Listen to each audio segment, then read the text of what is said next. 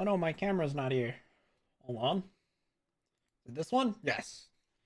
For this game, we need this camera because I don't want to block the text boxes. We're back. I sent the friend request before I left on my break, so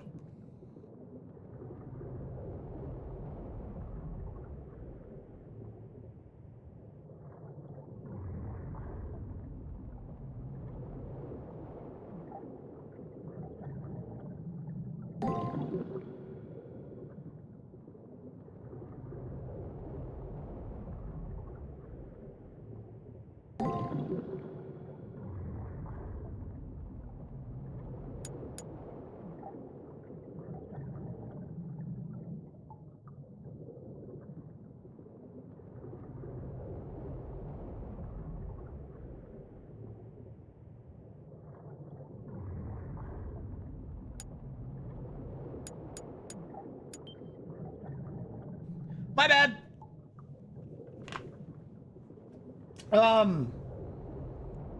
We did not beat Alice yet. We're still in the middle of fighting her because she kicked us out of the dungeon due to her reality marble.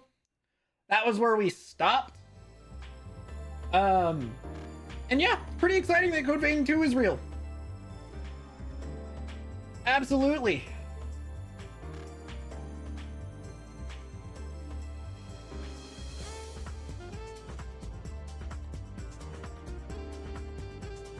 Code Vein 2 will be great.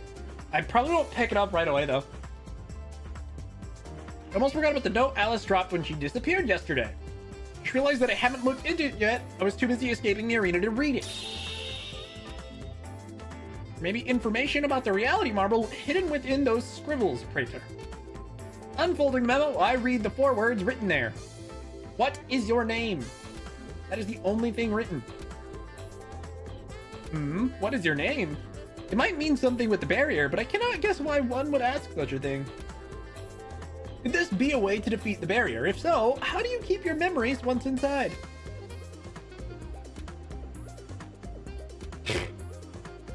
There, I guess. I don't know if I'll join another outpost, though. I'm probably just gonna keep it to the one I'm in. It's no big deal. You could just come hang out with us when I play ZZZ. I normally start most streams with it, so we at least play for like an hour, or I at least play for an hour, depending. Though when the new patch drops next week, I realized this, and it pissed me off, because once again, the new ZZZ patch coincides with what would normally be my half week. Which is real fucking annoying.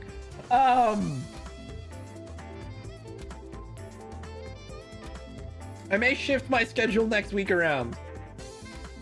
No break. I'm absolutely... You can join Tentacle. I know! But I wanted to keep any commissions I post to where folks in the one outpost I'm in can do them.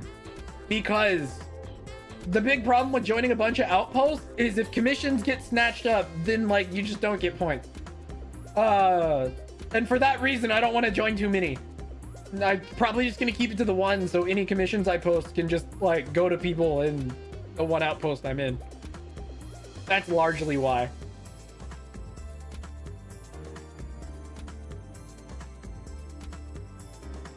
No, like I said, I may rearrange my schedule next week. We'll see what I end up doing.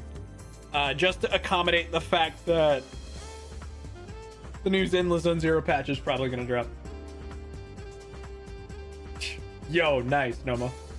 I should really try to answer the question while in the marble, but how will I recall my name? Maybe I should ask someone's advice about it.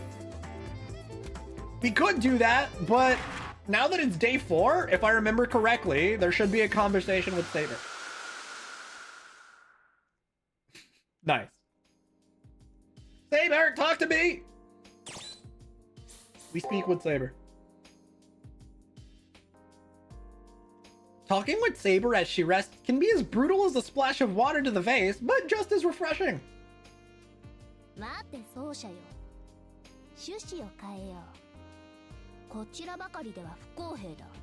Oh boy. She wants to know about me. I'm taken aback by Saber's remark. She wants to know about me? In other words, she wants me to talk about myself?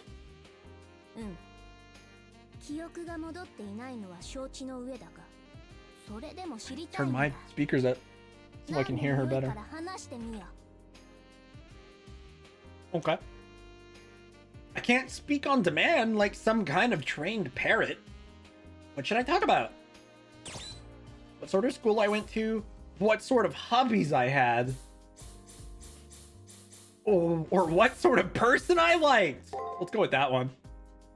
Nothing comes to mind. I don't know what to say. Oh. My past, my values, my preferences, they're all so unclear that I feel I'd be lying if I talked about them. Yeah, amnesia's a bitch. I had a father. I had a mother. We lived in this town. I can recall those superficial generalities, but not any detail. Those kinds of facts are irrelevant to someone like Saber who wants to hear about me in earnest. I said, that's all there is. I think it would displease her.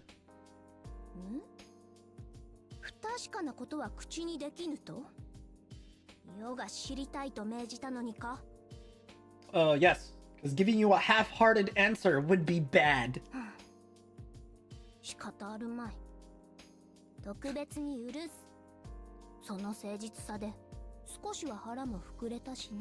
At least we're not due for any punishment.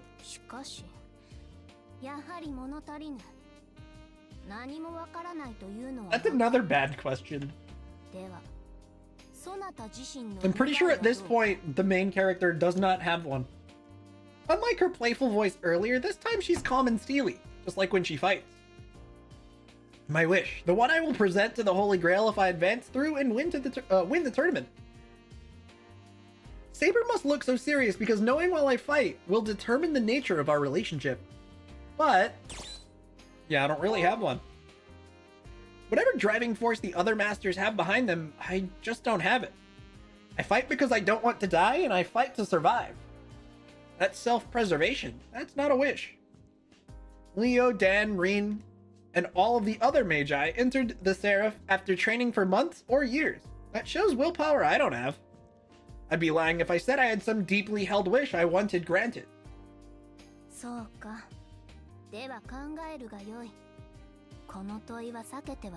I mean, it might cease to be relevant.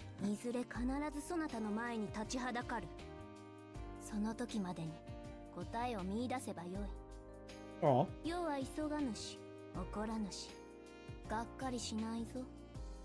Also, just now, for the VOD crowd, I'm switching it to local recording since I forgot to record earlier. Alright, now we're here with local recordings. Damn, I'm gonna have to grab like 10 minutes of footage from the Twitch VOD, but that's fine. Even though that's what Saber says, I can tell she's disappointed by the way she sighs. You know, I wonder, if the real me returns, would they have a wish worth killing for? Maybe. Perhaps. I could just do those 10 minutes, that brief bit again, but I refuse. Because it was just that one Saber conversation, and not having clean footage of that might be a pain in the ass, but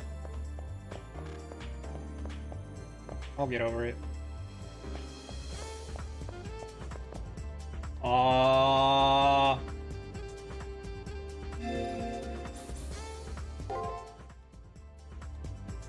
Tiger, hello. I got a comic book. Here you go. Sweet, we've got another quest from Taiga. An ice flow on the second floor of the arena. We need to get some chunks of ice. Why do I need ice? Well, let's just say it's for something that only adult would understand. For alcohol, right? That's the only thing she could possibly need ice for, right? It's to ice her alcohol drinks. I refuse to think on that any further. Case closed. Uh-oh, that man got mad. Why'd they get so mad? Maybe because they were scared of going away for good. But they just had to remember their name. Uh-huh, but maybe no one can. Why don't we just write down, my name is blank on a piece of paper or something? Also, do I have any skill points to use? I sure don't. We didn't really get to do much dungeon exploration the previous day because we were too busy almost dying. I have a plan, and it's to ask Reen because Reen knows things.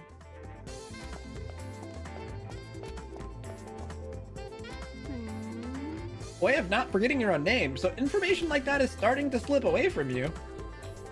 I explained the situation to Reen Tosaka, who responds in an irritated tone tinged with worry. Oh no, she's worrying about me. You want a way to recall your name in a reality marble designed to eradicate memories, right? Hold up a sec, did you say reality marble? That little brat servant actually created one? To be able to affect the entire arena for such a long period of time, definitely suspicious. She isn't a legendary soul, but some kind of malicious hack. I wonder how long she'll last. That's nice and all, but what if she actually know of a way to get rid of the reality marble? Huh? Why don't you just jot down a memo somewhere, like on your hand or something? That's what I was thinking. On my hand? Oh, I see. What a blatantly, painfully obvious suggestion. Even if I forget what the word means, I can remember to read it out loud. I'll be fine. Maybe. Can't we just have Saber tell us to do that? No maybes about it. Sometimes the best solution is the simplest one. Leaving a memo is required to make a barrier. Seems the law of the playground applies here. Did not think of such a simple solution. Yeah, I feel like a total idiot right now. Regardless of my embarrassment, I make an effort to thank her for her help. Why the hell are you thanking me for something so trivial, you idiot? As expected, a vituperative response. I'm not sure I pronounced that correctly. I know we may have to kill each other, but still, I wish we could get along better. Me too. Whatever the case, I'd better write my name on my hand before I forget. Literally. You firmly wrote your name on your hand. Top tier strategy. Good job. You did it. Could I go to the commissary and buy some shit? Maybe. Let's buy some healing items just in case.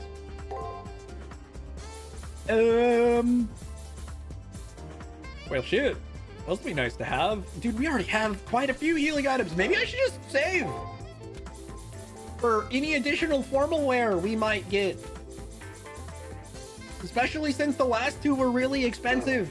And considering I'm not doing a ton of grinding, I probably won't have a whole lot of money to spare if I want to keep on buying these codecasts. Alright, I think we're done with the school segment, at least. Now it's just onwards to floor 2 and an actual floor 2 exploration. Oh, and if I think in the last VOD I said I might do some off stream, I did not. If that wasn't already super obvious, I didn't do any off stream. This is the arena entrance. Should I head inside? Yeah.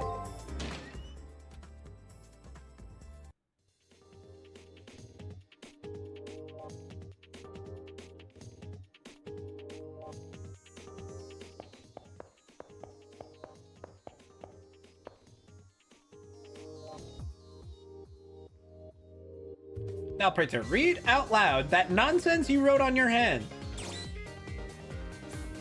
That one is wrong. I'm banging Kawakami. Lamau. Banging Kawakami. Everyone around him's like, what? The words that come out of my mouth mean nothing.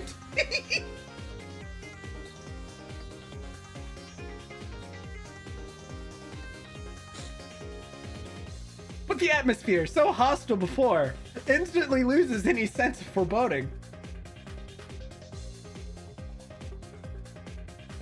Huh, the greatest obstacle has been cleared from our way. Let us make haste. Ta-da. Uh-oh, the nameless forest is all gone. The nameless forest disappeared. I'm sad. Now we gotta come up with another game to play. It'll be okay, Alice. The clock will chime soon, and then we can play all we want. Are you sure? Is it gonna be okay, Broken? It'll be okay, Alice. We gotta wait for now, but we can have lots more fun later. You're right. We gotta save the bestest fun for later. Bye-bye for now, mister. Goodbye, mister. Whoa. A nameless forest. That sounds like the name of a reality marble and perhaps a clue. Oh. Return to campus? Hell no. That would be a giant waste. So now enemies should finally be on the field and we should be able to beat them up. Luckily, we should now be able to just explore while beating up enemies and looting everything in here. Oh crap, it's another bee.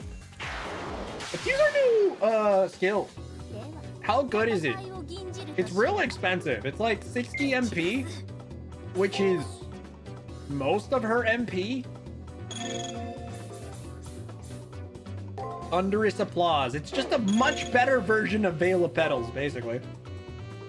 I don't remember what kind of attacks this guy's gonna have, so I'm just gonna guess. 200 damage, and what does this do? It blocked it. Lame. That would have killed had it not been blocking. Absolutely. Because it did like 400 damage just by itself. Kind of insane. Wait, did I not explore this path before? I guess not. To be fair, I think I was beelining towards objectives due to the fact that we were kind of getting our shit kicked in by the reality marble. Also, I think Noma mentioned this last time, and I kind of disregarded because I didn't remember this. But the more I thought about it over the last week, I actually think Noma's probably right. There may be just you have to beat a certain amount of these guys for it to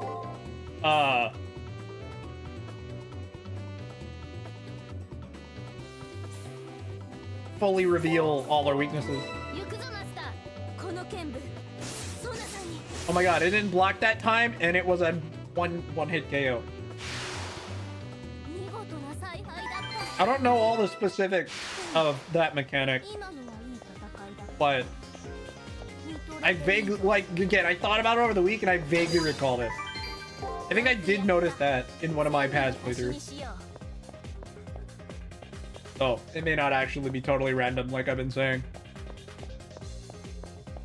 I'm not sure I ever properly tested it, but it doesn't totally sound wrong.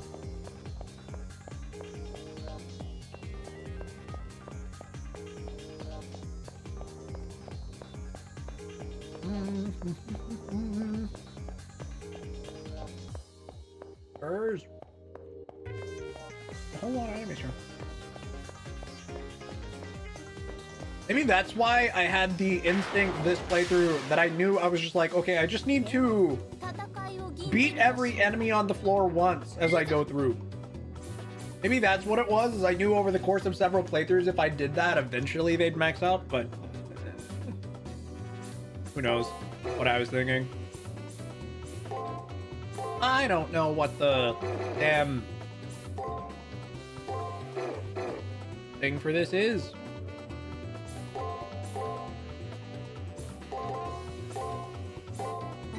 I'm just guessing. That didn't work. Ouch. Ouch. Okay. Getting enemy info. So that was 3, and we got enemy info. What's good, Shinny Wing? How you doing? How goes? I saw your message this morning about the snowstorm. We're alright. It's fucking cold, but we're just running the heat, so. Still happy with your Alice? Yo, congrats. Send some of that luck my way for next patch, okay? That's all I ask.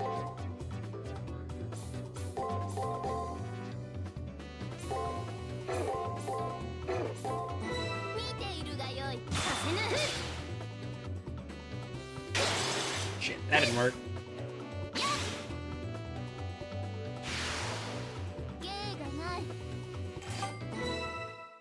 I don't care. Send me your luck anyway. You got Alice in a 10 pull, and therefore, fuck you. Give me the rest of your luck. This isn't about you anymore. It's about me.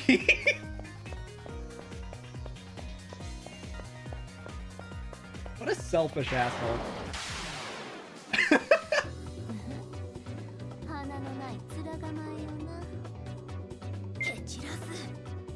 Water. What is this bee's combo? I have no idea. I've totally forgotten over the last week. I'm gonna spam attack and hope for the best. Oh, interesting. So she came back. Whatever, that's cool, I guess. Oh boy, this motherfucker. Wasn't it like this? Something like that? No. I was wrong.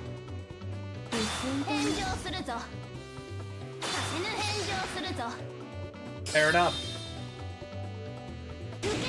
Maybe I should have just used a jam skill.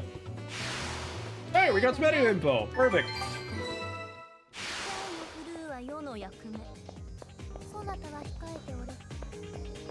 Don't crushed ice. All right, we got quest item.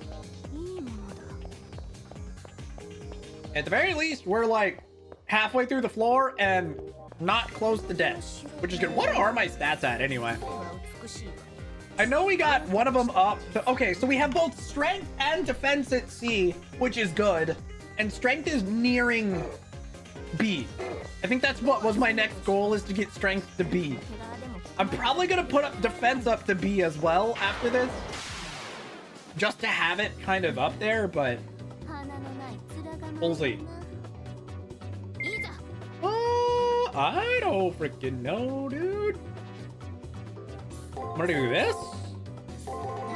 I don't think this is correct, but we're gonna try it. It wasn't correct. I had a feeling. It'll be good enough though.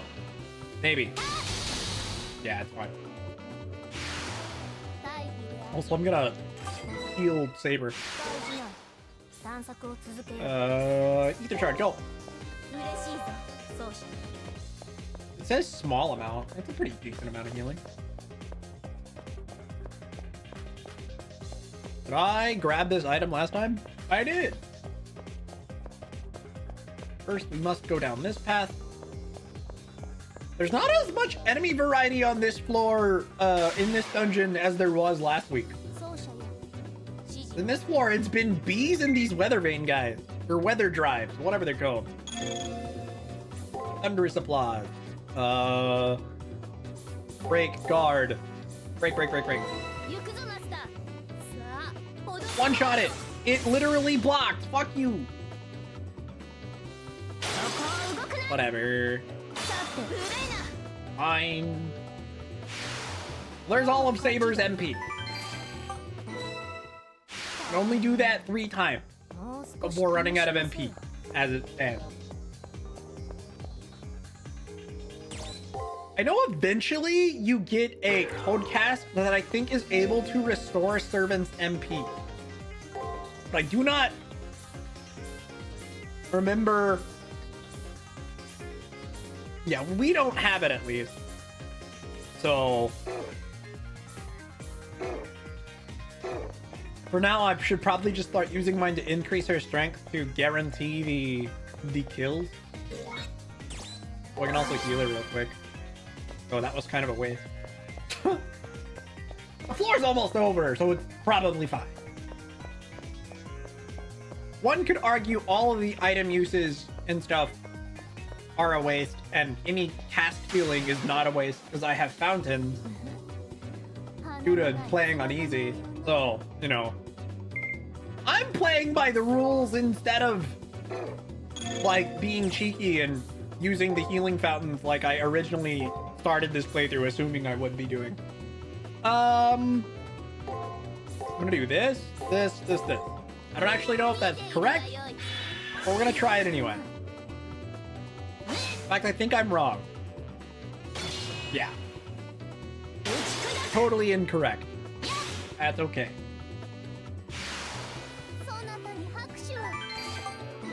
Oh, it's counterclockwise, I think.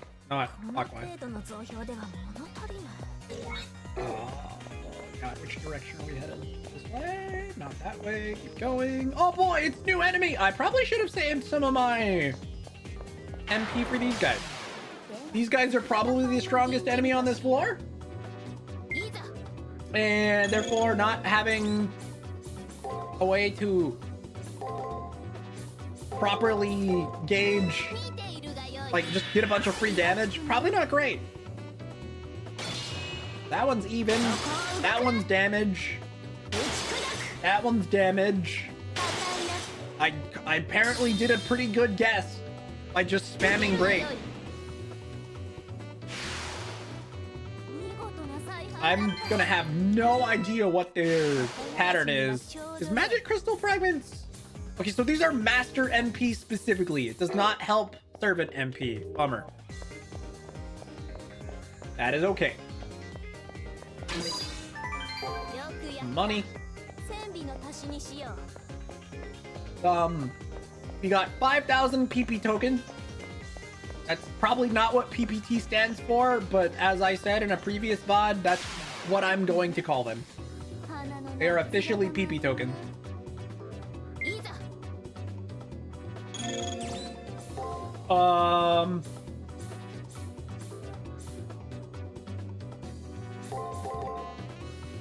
I'm gonna assume this isn't correct, but hey, whatever. Let's see what happens if I do this. Well, that didn't work. Ouch. Oh god, ouch. Wow, yeah, I got absolutely shreked. I was completely wrong. Ow. Okay. So it was...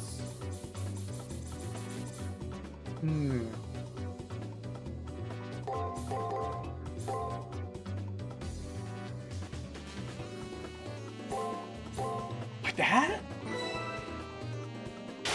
Oh, I thought I put out a heal, but I think I forgot. Oops.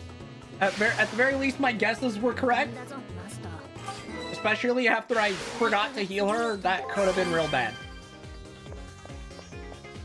The whole point of my current build is to waste as little time on game overs as humanly possible. The whole reason I keep pumping up my defense so high is I really just want to game over on regular enemies as little as possible. And Saber's the only one you can really get away with, like, pumping a bunch of your defense and still be fine. Because you can pretty much build strength and defense evenly her entire playthrough and be able to win. It doesn't hurt her at all. She is remarkably easy to play. She gives you a lot of leeway. Okay. So the way I did this, it was attack, break, break, break. Attack, break, break. Guard. Attack, guard. Maybe? I don't actually know if this is true. We're gonna try it. That was wrong. That was wrong. That was correct. That was wrong. That was correct. That was wrong. Damn.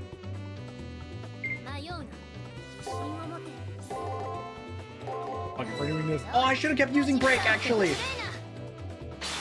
Yeah, I needed to use break a bunch. Oh no. I realized too late. Yeah, that was really bad. Oh no. Oh crap. I need to get one of these correct. I realized as I did it that I actually needed to do break on all of those, and doing attack was the worst possible choice. Holy. Child is going to be trouble, although we have obtained the cipher key. We cannot ignore her. Yep. All right, let's try that again. Oh! Break, attack, attack, attack, guard. Break. We'll go with it. This could be wrong again. Well, at least it was a trade. Another trade. I don't know. These guys are troublesome. The fact that we haven't gotten a level also really sucks. Imp spells, huh? What does that do? Negates a single stat buff. Okay. Oh, that was pretty rough, dude. I'm also basically out of MP. I guess I don't need to do this because I'm just gonna leave. We will continue doing the same thing the remaining 2 days.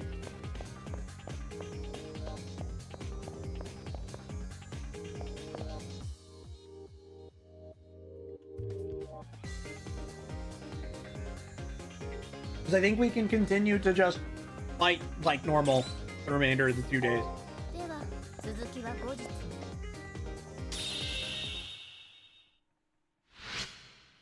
But yeah, that wasn't great. You almost got a game over. It was dangerously close.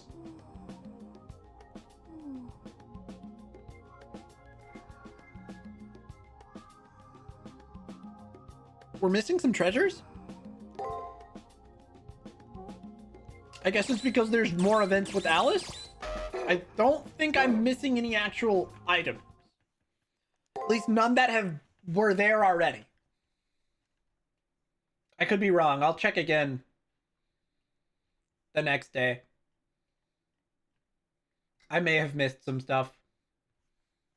It looks like I'm missing at least a path somewhere.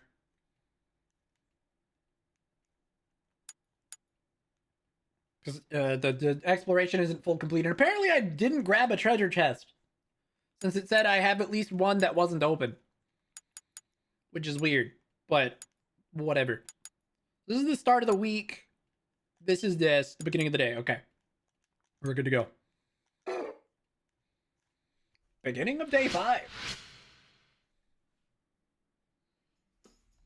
Head toward Rin Tosaka to thank her for her hint on how to remove the reality marble. It was a simple trick, but writing my name on my hand kept me from disappearing into oblivion.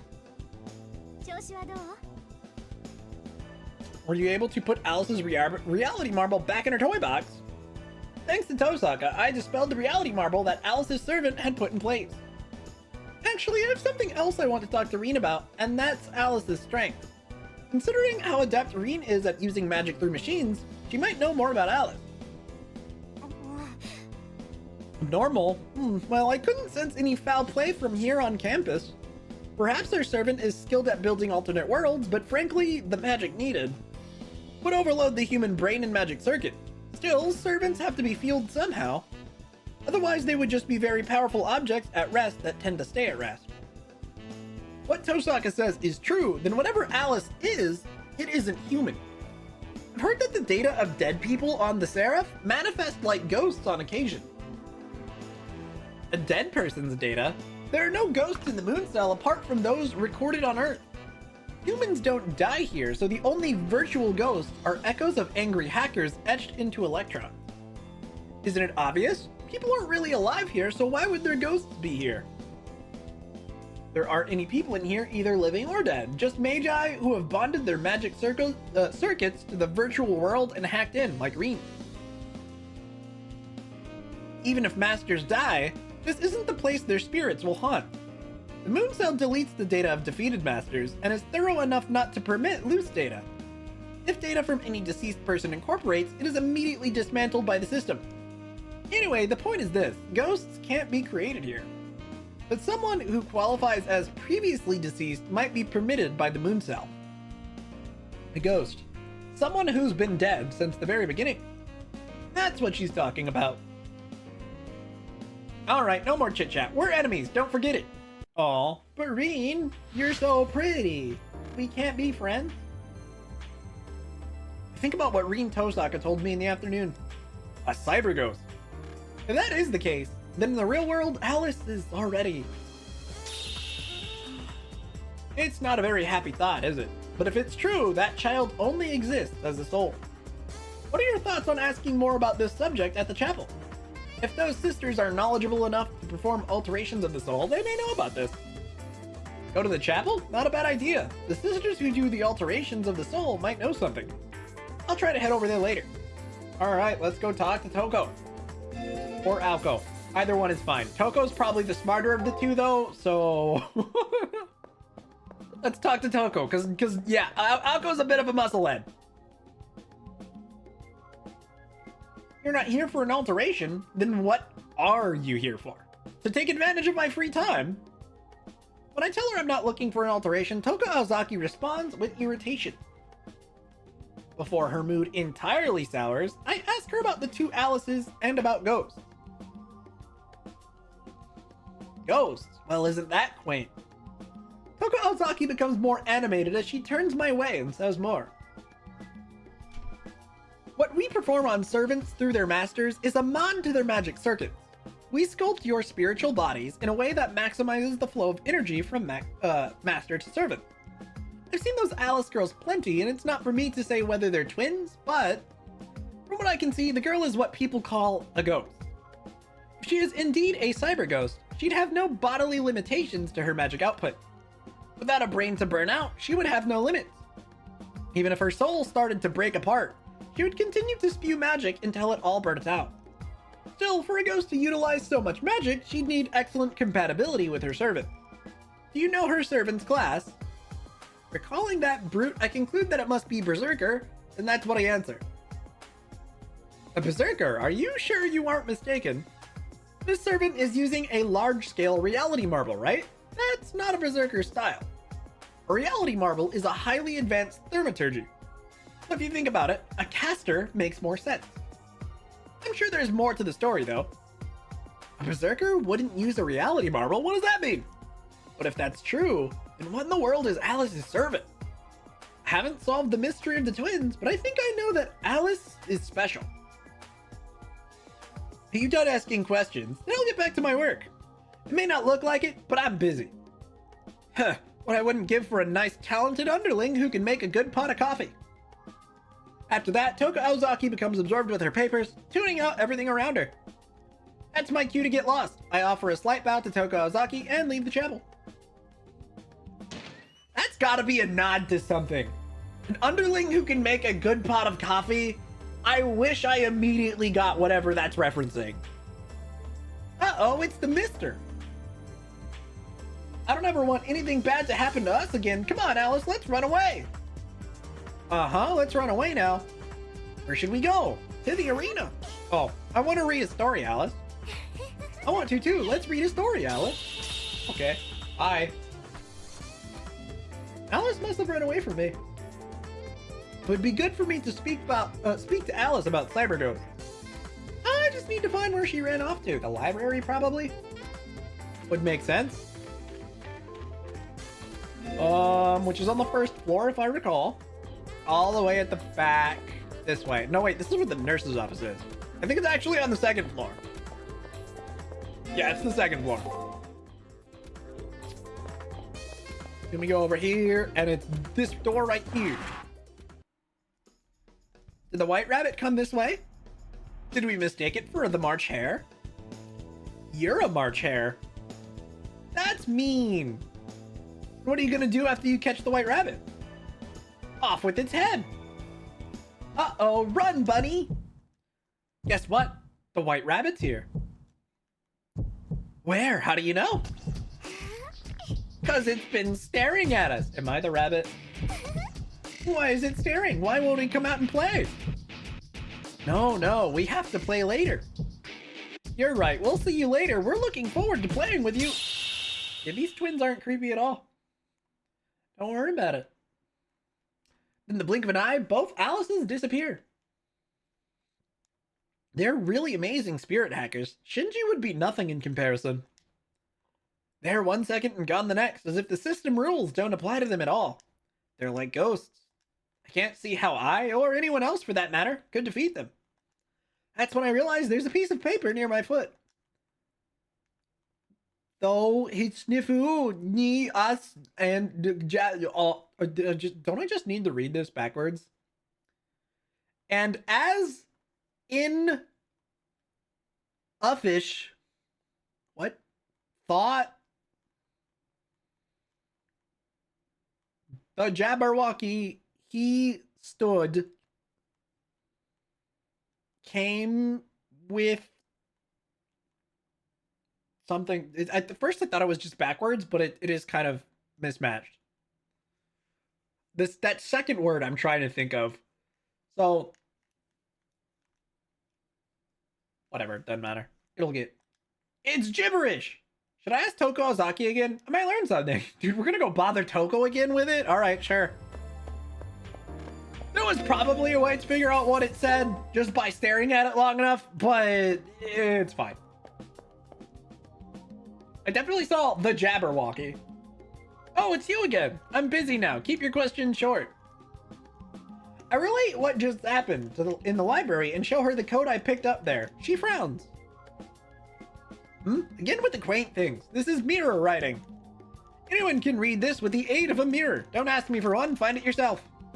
A mirror? There must be a mirror somewhere. I better go find one. Oh, that's probably why I got confused in theirs, because it was also mirrored. Were you saying a little bit ago that you thought your enemy's servant was a berserker? Think again. A reality marble is a tool used by servants with low combat ability. That's not a berserker style.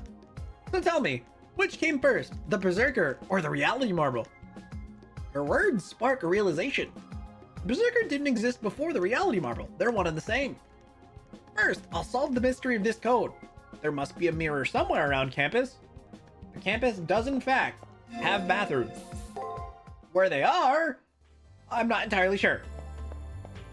I think I found them. That's right, the bathrooms! Now that I think about it, I can use the mirrors in the bathrooms. I was just gonna go floor by floor until I found a bathroom. There's a mirror. I hold up the code to the mirror and try to read it. It turns out to be English. Let me see. And in Uffish, oh my god, it was just backwards.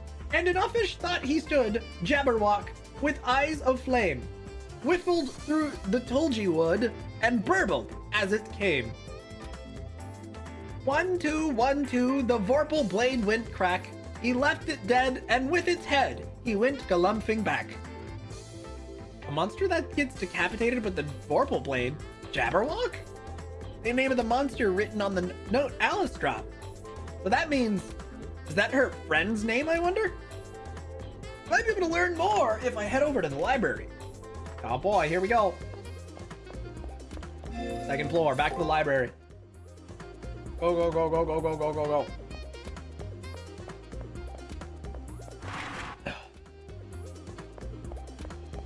I'm gonna save. Since we've made a decent amount of progress today. And I don't want to have to reread all this shit. I found a description of the Jabberwock in the literature encyclopedia. Should I read it? Yeah. The Jabberwock is the titular monster of the poem Jabberwock by Lewis Carroll. The poem appeared in Through the Looking Glass. Hi, Ump. How you doing? The poem portrays a nameless hero's quest to slay the fearsome beast. Oh, hello, mister. What you reading? Alice suddenly appears behind me. Alice used to like books with bunnies and mice, too. I'm going to ask Alice about this Jabberwock I just read about. Is your servant's true name Jabberwock? Huh? The Jabberwock isn't a servant. The Jabberwock is my... Shh, Alice. It's a no-no to talk about that. Huh? We have to go bye-bye now. We might wake up from the dream if we talk too much. Yep. See you later, mister. Ooh. And they're gone. But I've learned that while the monster is in fact the Jabberwock, it's not their servant. That's true. Then it's like Toko Ozaki says, and Alice's servant is actually... Black-clad Alice. What's more, that means servant Alice is a caster.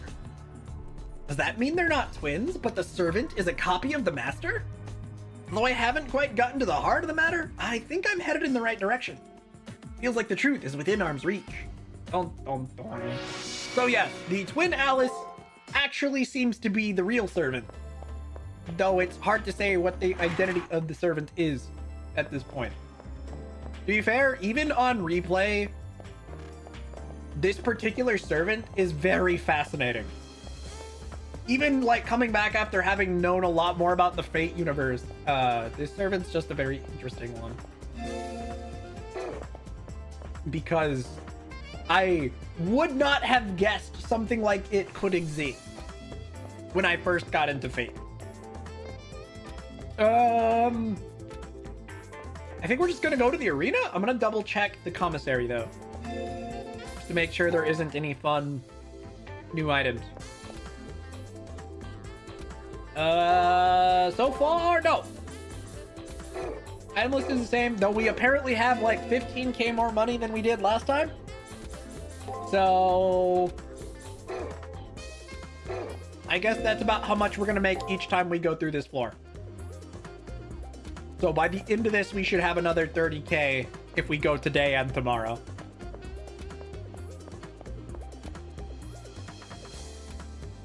Let's go to the arena. Oh, I should probably save again. Wait. Just in case, especially since those enemies near the end almost killed me multiple times the previous day.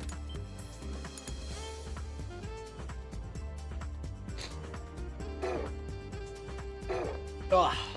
Right, I'll probably save my skills for those enemies near the end too. Save early, saved often. Yup.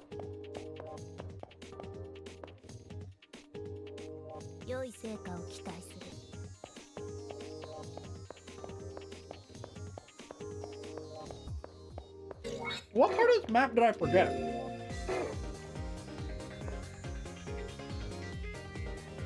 I'm gonna keep an eye on the map because apparently I missed part of the exploration and there's like a treasure chest I didn't grab. So I'm gonna be really thorough today. Or at least I'm gonna try to be. I'm gonna assume something like this. Well, I was wrong immediately.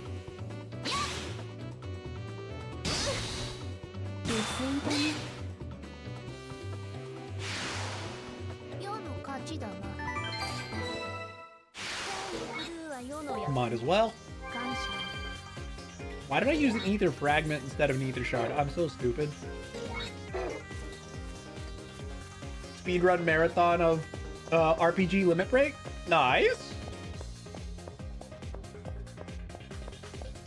Is RPG Limit Break going on right now? I forget how many times they do RPG Limit Break events throughout the year.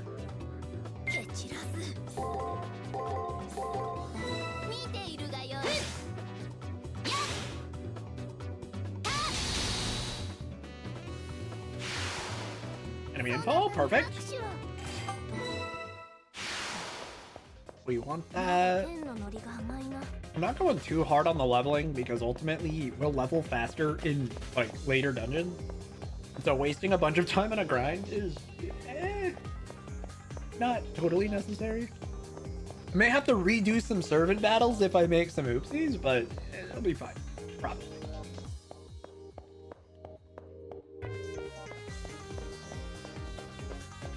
I have no freaking clue.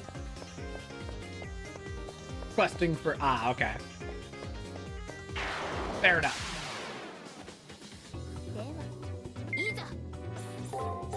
I'm gonna just assume this.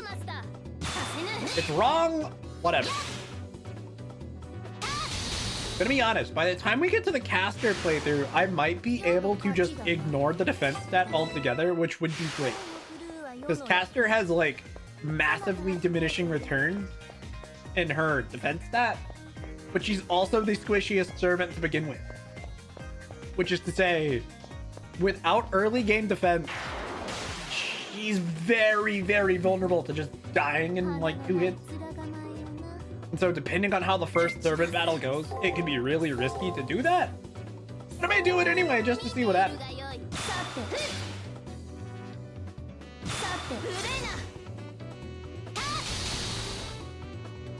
Dragon Quest Monsters 2.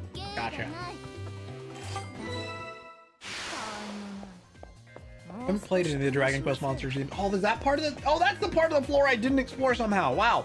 I can literally see it right above me. I don't know what happened.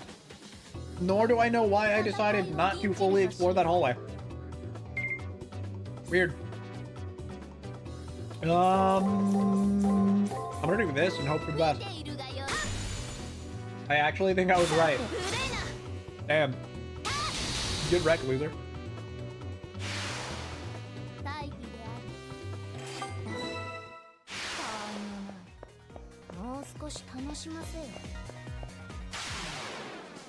I forget. When do you hit and B rank? 78 is the stat.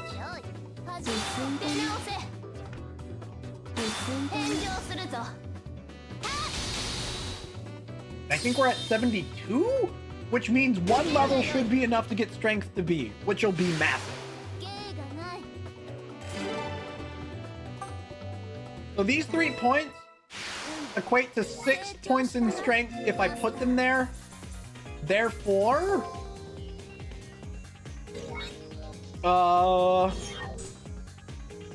yes, we could go to 78. So we would get B rank in strength if I put that into strength. That'll be nice. B rank this week in strength will be a pretty big boost. Damage.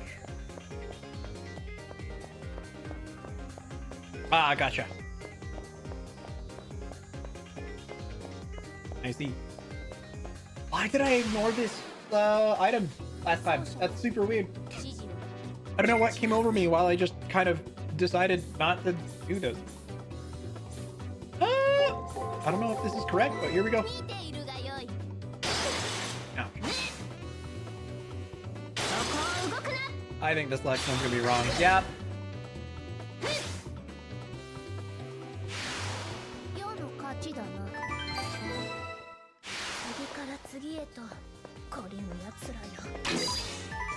There we go. So that should be the full exploration of the floor. Also, after this particular day of dungeon exploration, so once I fight all the enemies and leave, I'm gonna go ahead and take a break. And then we'll have one more day of dungeon exploration, and then we will be doing a servant battle.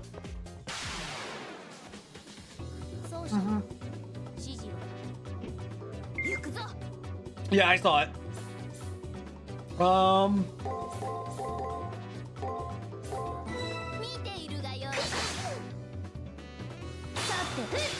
First impression of Serial and Ultimate could be fun. Ah, I hope you enjoy it.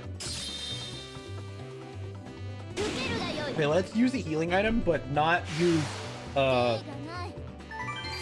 the ether fragment like I did last time. That was goofy. I wasted an ether fragment. That's really painful. Monster that heals itself and gets another turn on kill.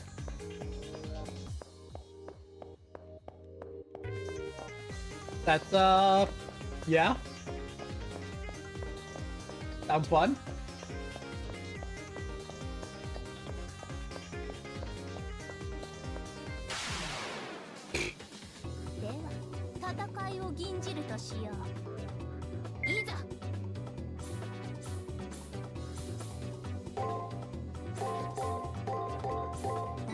Something like this. Nope. At least I should get 3 in a row here, and that should be enough to kill. But okay. Oh, that's gross.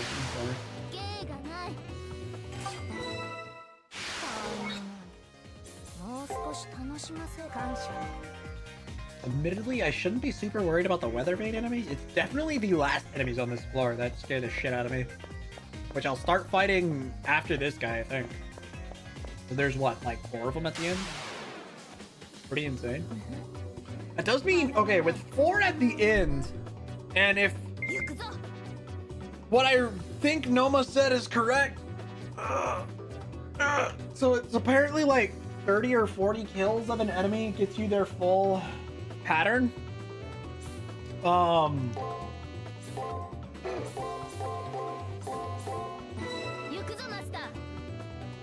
that's embarrassing. And so it's 4 at the end and 3 days in the arena, fighting all 4 of them. That in one playthrough amounts to 12, right? And so second playthrough, I'll have 24 of them completed afterwards. That'll be a decent amount, man. Also has metal music, so that's nice. That is definitely a plus, at least to me. And for you, I suppose, based on your reaction. But fair. Ah, crap. Maybe it's not actually, maybe it's only 3 at the end. Instead of 4. Whatever. We're gonna do this one just to make this a little easier. I'm gonna do this, and then this. I don't know if that's correct. It literally guarded first. Fuck you. Ouch. Ouch. Rude. Fucker.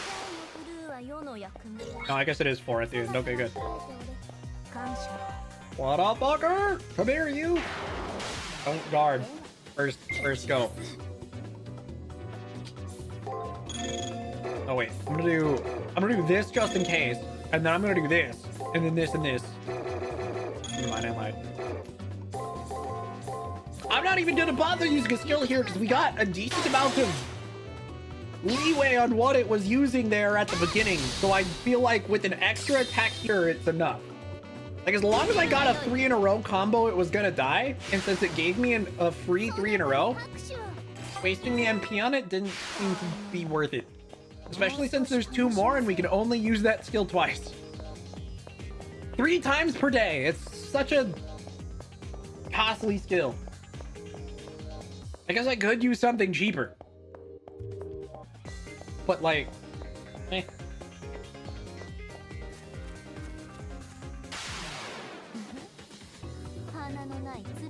And we're slowly revealing their pattern, making them a little bit less of a threat. Thunderous applause, let's go with this. I'm just gonna do this all the way down and hope for the best. At the very least, this second hit with Thunderous Applause should be really, yeah. Very nice. When they don't block it, it does like 900 damage. Which is a pretty big hit. Very nice. Alright, let's go. This. I'm just gonna assume these are correct. Based on previous pattern. I do seem to be correct. Very good.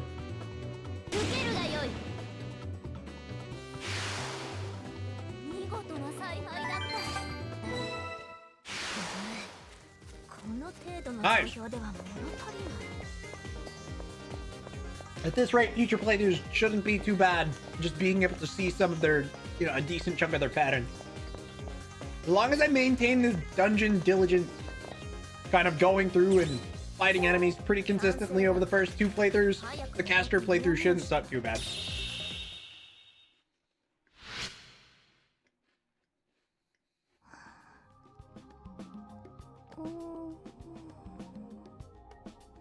Okay, cool. So we did totally get all that done. It was just a problem of the that one corridor I forgot to fully explore and the item behind it.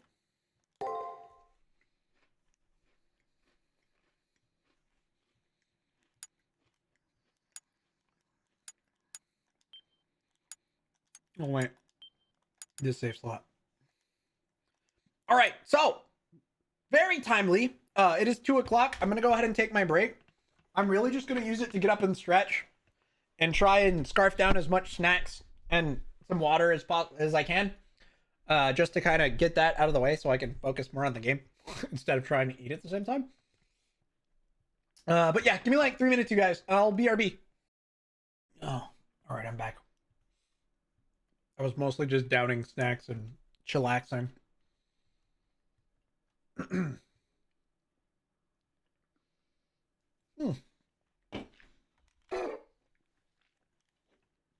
Already saved, so we should be good.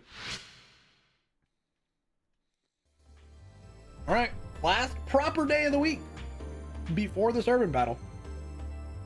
Need to track down Alice and see if my theory is correct or not. I'd better do it as soon as I can. There isn't much time left. Whoa. So are we looking for Alice?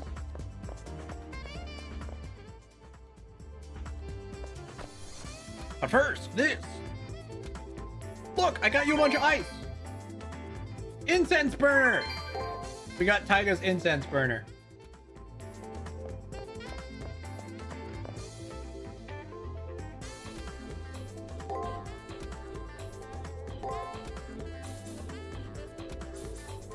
So, apparently this item is mega rare. Therefore, we want a fuckload of it.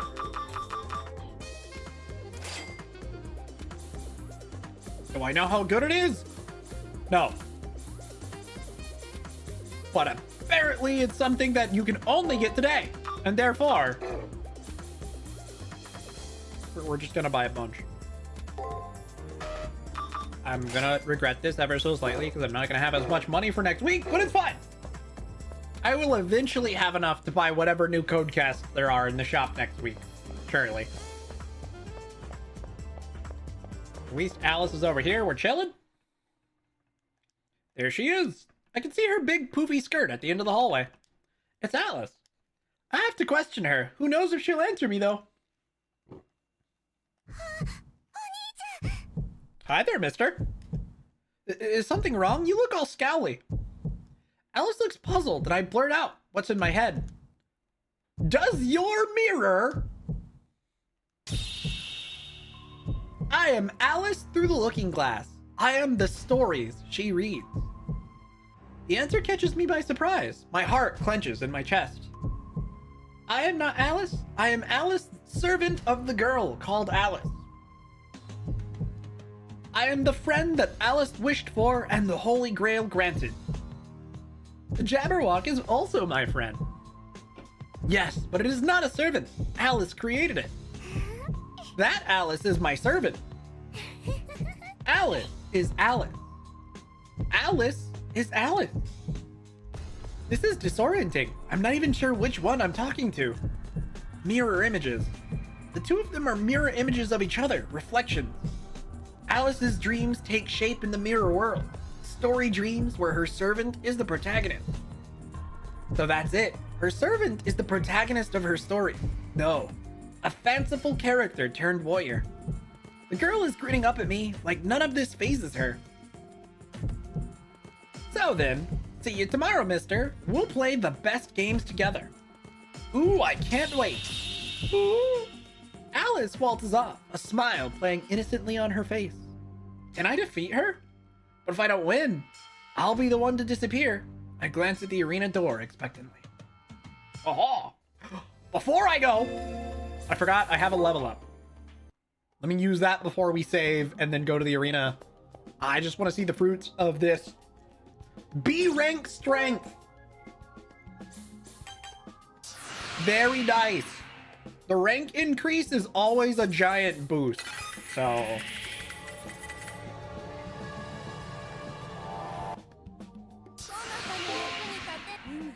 good, I feel much stronger.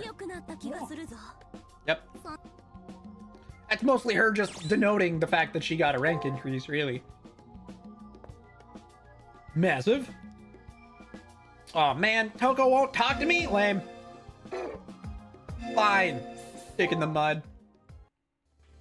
And now I can save. That is a huge boost. A rank requires 104, which would be... Let's see. The difference is 26, I believe. Is that mathing? Yes. So it'd be 26, which... So cut by 2 is 13 points. It would be 4 levels and then 1 point from a 5th level. Yeah, that checks out. If I wanted to just go straight to A, it would take roughly 5 levels, and then I could put the remainder into defense. But I think I want to boost defense up to B as well, which would require the same amount of level. Because it seems to be each rank is about 26 points, give or take, up until like some of the higher ranks. So up until A, it's 26. Hell, even all the way up to A+, it takes 26 points. Going to A++ is a much bigger jump because it requires about... How much is that? 65 points? I think? Holy shit. That's a huge jump. So getting them both to A might not be bad. Well, after A++, it just goes to EX rank. And from A++ to EX is an additional 62, I think. Yeah. So it's 65 to go from A+ to A++, and then 62 to go from A++ to EX, because stats cap out at 255. Did I save? I don't think I did. I don't think I'm going to die either, but better safe than sorry.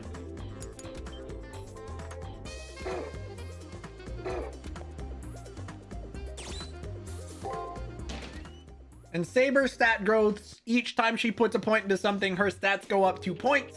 So, except for magic, which has a slower growth rate, because it goes up 3 points every 2 points you invest, give or take.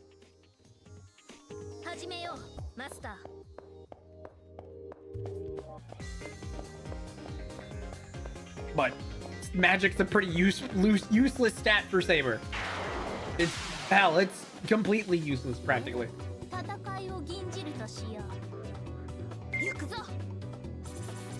All right, so how much more damage does it do now than before?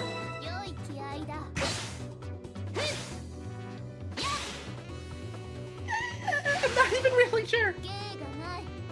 It feels decent, but I can't really tell.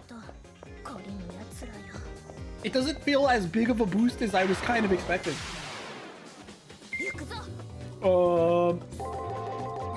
Fine. We still kill him in 3 hits.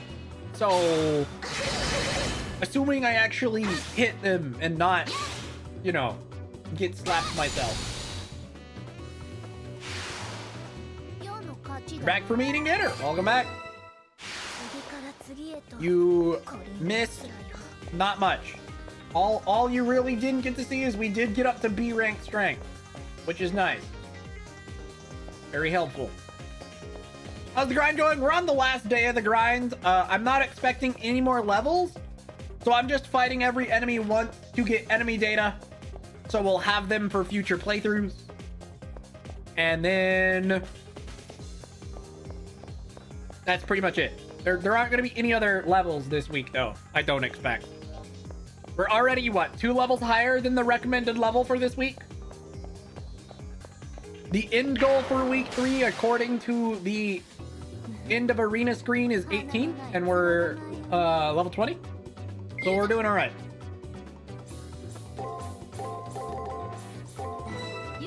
I don't think that first one was correct. That's okay.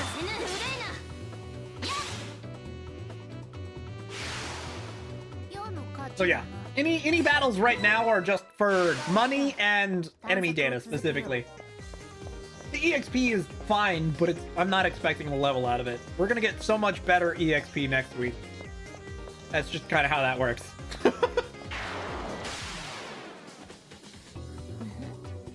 The nice thing is in future playthroughs, week 3 might not be too bad. There's not a whole lot of enemy variety in this week. So future playthroughs will have a lot more data. Especially if what you said last week is actually correct, which, again, the more I thought about it, the more it actually kind of made sense, based on the enemy data actually being on number of encounters, which I didn't think was the case, but I think I also read that a long time ago. And that sounds right, I guess. Maybe. I'm still not totally sure, but What do I know? When am I ever sure about anything? I don't know shit.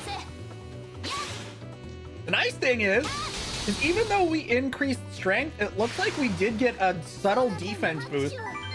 Because before, when we used guard and were successful against those bees, we would take 1 damage. We did not take 1 damage that time. So that could have just been chance.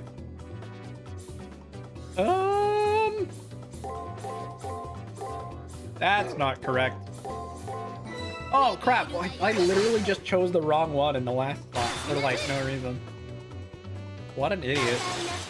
Surely it won't get that far, right? It'll be fine. Okay, this did 340 before we hit B rank. That's way better. That used to do 340, it did 566. So yeah, that is a noticeable increase. The extra attack was not nearly that powerful before we hit B rank. On strength. Quite the noticeable increase. I guess I wasn't super paying attention to how strong my regular attacks were before. God damn it. I don't like my odds on those middle ones, I'm gonna be honest, but whatever. I'm pretty sure I goof. Yeah, I should have used break. I knew it. I knew it. I called myself out that I was most likely wrong as I did it, and I still didn't backtrack it. I still just kind of went, yeah, it'll be fine. It's the worst. I knew it was wrong. I wonder how much that Mambo Tofu healed. It's gotta be better than the yakisoba bread. The Mambo Tofu, I'm pretty sure, is one of the better master MP healing items. They don't aggro anymore, that's something. I mean, this is the only enemy that's been on both floors, so I'm gonna assume it's something like this. I appear to be correct.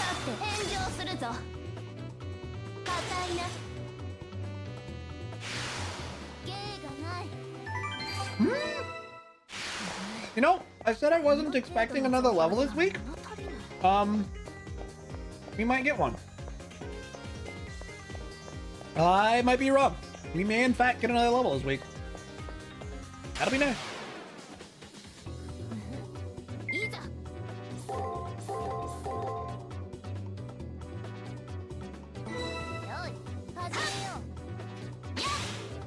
It's looking plausible because there's like 4 more enemies, and if they each give 250, which they probably won't actually, might not be so bad. Oh, that was a critical on that 566. So we actually only do 366, so it's still a 20 damage increase off of 6 points, or a 40, yeah, 20 damage increase, give or take.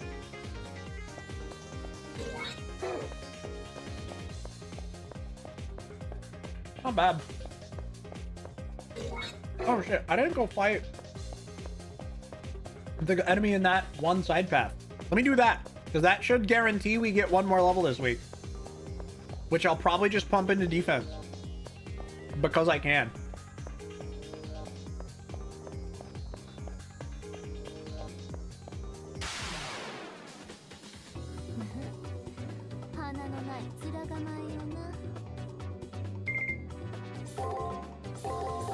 This may or may not be correct.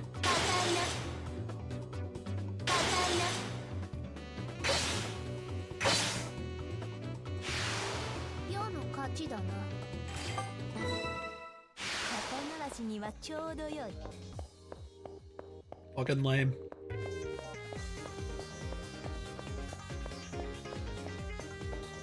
Just in case I take risks on these next guys, I'm gonna go ahead and heal her. How many friggin' remedies do I have? Oh, we can't even use remedies outside of battle.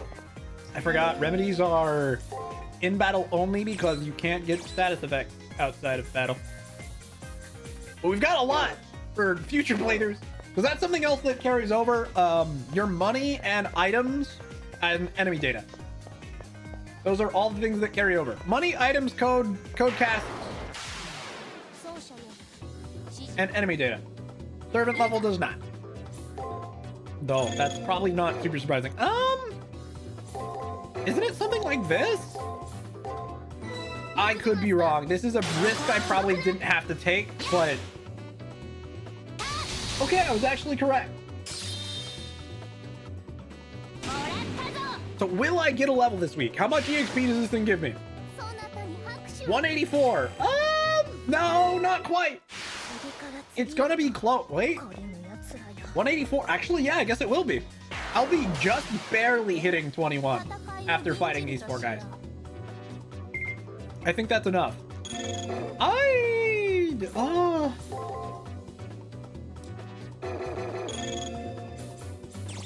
Okay, I don't I don't know. I don't feel like taking a risk here either. Please don't block. I knew it was gonna fucking block, but I still did it. Whatever. At least the skill probably does an extra 100 or so damage now.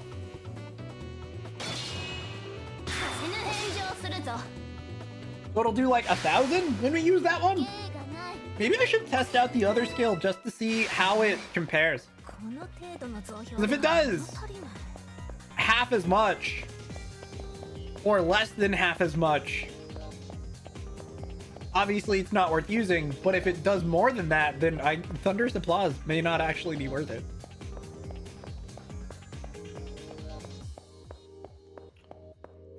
Because it did 500 when blocking, right? If I were to do Veil of Petals here, I knew he was gonna block that first hit. If it does like 500, we're okay. Ugh, okay, it is actually worse. Even when unblocked, blocking reduces the damage by roughly half, I would assume. Right? So if that does 400-ish, let's go ahead and make sure I use this on a non-blocked hit this time. So if I just use Thunderous Applause here,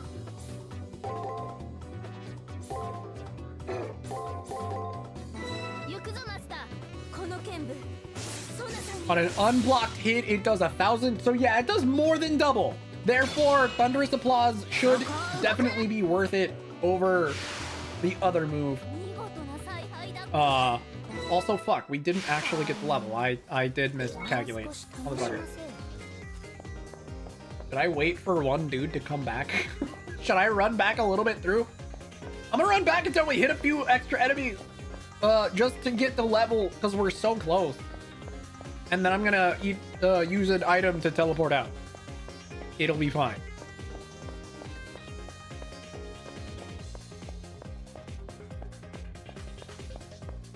Surely, like, one of the bees or these weather vane guys. Yeah, this will work. Get out of here. Might as well take the extra level since we're so close.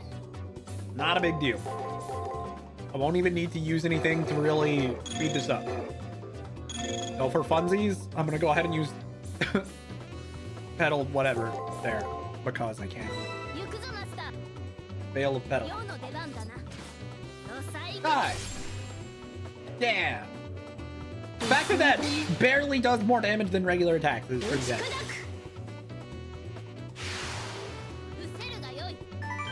There we go. There's my extra level. There die. Okay. Kind of overkill getting that extra level, but hey, it's totally fine. Fast travel up. It should give me like extra uses of her skills, I guess. That puts her mana at what? I'll go look.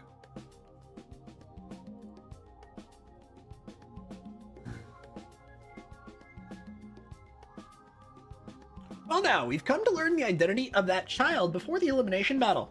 She may be dead, but any sort of sympathy would be absurd, okay? She is an opponent you must fight. Whoa. There we go. Alice and Alice We haven't totally sussed out her full identity yet, but that's what we are gonna do tomorrow. Yeah, it'll be fine. Big save.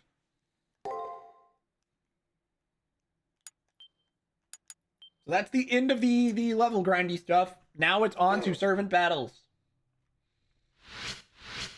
No boy.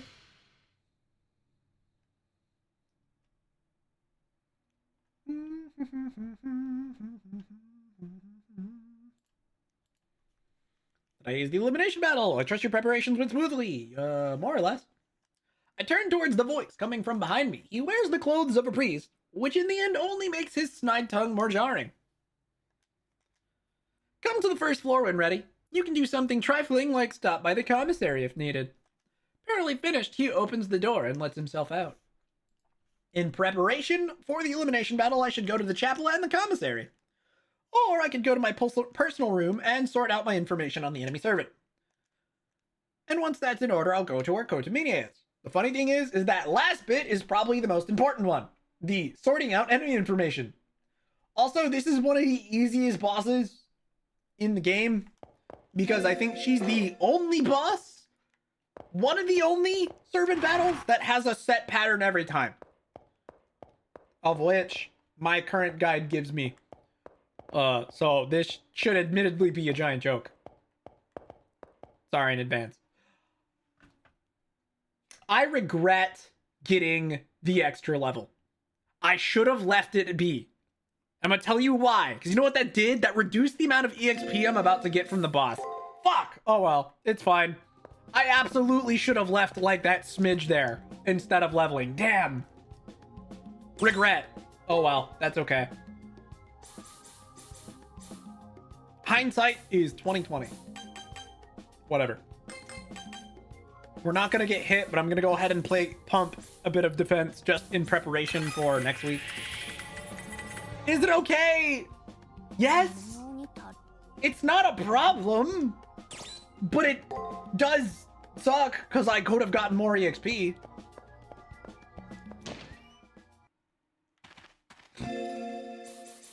It's not gonna hurt me. The run is dead. Sure. Oh no, I'll have to fight, I don't know, 2 more enemies to make up for it. It won't matter in the long run. All right, here we go.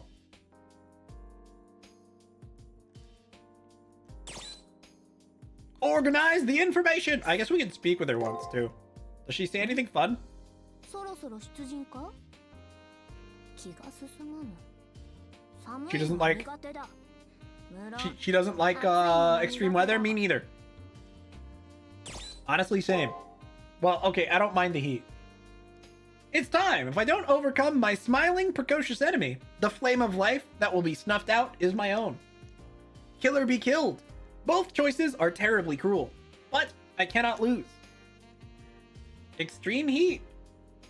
I mean, assuming this extreme heat specifically means like above 110, then yeah, I probably am not a fan. But extreme heat to me may not be the same definition of extreme heat to everybody else. Also, generally, heat plus humidity sucks in general. I don't care how resistant to heat I am. Humidity is ass. Even in the 90s, if it's humid, I'm like, ugh. Anyway. It would be good to review all the things that we have that have happened this week one by one. First, there was the friend who turned out to be a monster. I thought it was a berserker, but it was not. It was just the Jabberwock. Right, from the ferocious intensity that Alice's friend displayed, I was positive that is a berserker. Next, Alice erected a reality marble in the arena. It was a reality marble so large that it blanketed half the arena. It had the ability to erase me from existence. That is how feels like works when hot and humid, yeah. That's right. Alice proclaimed that inside of it, people would forget their names, then they'd forget they existed entirely. It was scary. However, if I was to believe that the monster was her servant, then the Alices would be twin masters. According to the rules established by the Holy Grail, there can only be one master per servant. So then, how could there be two Alices and a summon monster? The answer to that puzzle is... the other Alice is the servant. Toka Ozaki pointed out to me that berserkers are incapable of using reality marbles. Then while I was researching in the library, Alice herself said that the Jabberwock wasn't her servant. Here's my thought. It's all the same thing. The Jabberwock, the reality marble, they're part of the noble phantasm created by the other Alice. Oh, we did it.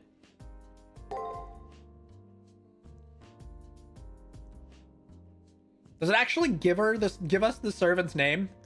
And then there is the fact that Alice's very essence seems to mingle with her servants. Alice's servant can't exist without Alice's dreams, and Alice can't live without her servant. Which makes sense if she's been dead, probably a long time. Alice is stuck in a dream, always trying to grant her own last wishes. Alice's servant identity is best described as the channel which Alice's dreams manifest. Does it not actually reveal the identity of the servant in this game? I don't remember. Let me see. Let me look at the page and see if we actually get a proper name. If not, it'll be after the battle, I suppose. And if it doesn't reveal it even after that, I'll be the one to say it. No, it does. Okay. Here it is. Nursery rhyme. Which, even on replay, to me, that's such a wild concept for a servant in the context of Fate. Because, like, Fate servants are frequently based on legendary heroes and such, right? So, you know, King Arthur, we've got Nero Claudius, you know, we had Francis Drake, and in the second round, Robin Hood, right? But the nursery rhyme is just an interesting idea for a servant, because it's just kind of a weird idea, thought form type thing. It manifested as a servant.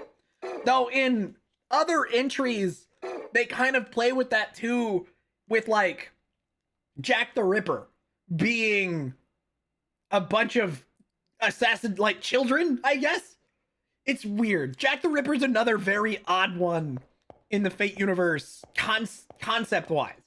Like, never mind her appearance and how kind of suspicious Jack the Ripper looks. But like the entire idea how she's written into the Fate universe is fascinating. Yeah, dude, nursery rhyme opened the floodgates for all kinds of bullshit, and I kind of appreciate it for that. It was such a fascinating idea as a servant. I don't know. It's one I really like, if I'm being honest. Nursery rhyme, I mean. I'm gonna cancel real quick. Oh, wait, yeah, I guess I should save. All right, here we go. We're saving before the servant battle. Let's go see what Kotomine says. Oh. Is this the wrong door? I'm on the second floor. Oops. I go to Mini.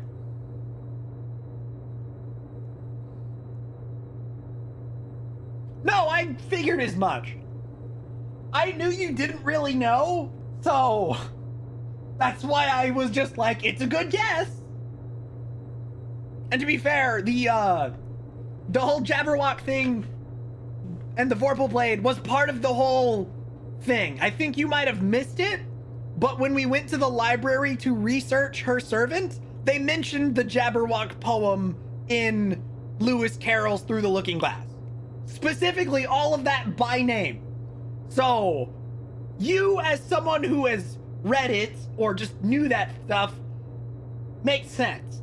You know, that's why I didn't scold you for it, is because I knew you didn't know the answer, and anybody who had read that probably would have gotten the same, you know, idea from it. Which is why I'm just like, good guess. I'm not going to say anything more than that, you know, like, so yeah, it was totally fine. That's just what happens when, you know, some of the stuff in Fate is based on real life things, is, stuff you might have known beforehand about some of these stories that these characters are based on would influence how much you know at a glance. I think that's totally fine. I think it's what makes Fate so interesting, if I'm being totally honest. Because a lot of these characters and stuff are based on either people who actually existed or famous stories. It can be really fascinating if you're into a bunch of niche bullshit, like niche fairy tales or mythologies from other cultures. Like I don't know. I think that's what drew me to this series when I first got into it. Because that was something I did in, middle and high school. I loved reading about mythologies. I did a paper on Greek mythology in elementary school. I was reading about Greek mythology. Surely that didn't fuck me up at all in my formative years, reading intensively about Greek mythology. Anyway. Exactly that, Noma, yeah. Which I think there's nothing wrong with that. Just knowing about that stuff, it's fine.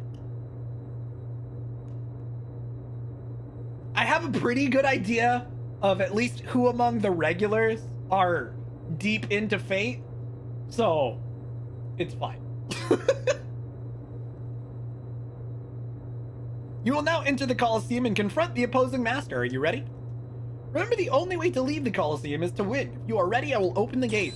Though, I'm really excited because shortly after this, we're going to pick our route. I have never done Rani route, and there is a servant in round 4 that only exists in Rani's route that I have never actually fought in game, but I know who she is, and it's very exciting to me to be able to see her in this. And it's something I would have known who she was at a glance, even my first time through. So yeah.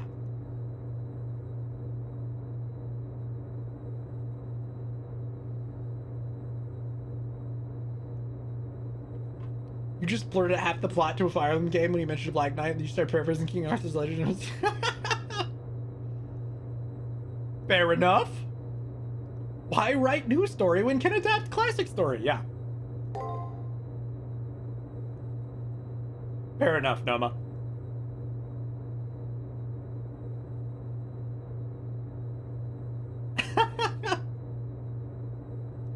Well played. Checks out. Remember, it's Killer Be Killed. Let's go. His look was priceless. Yep, that happened.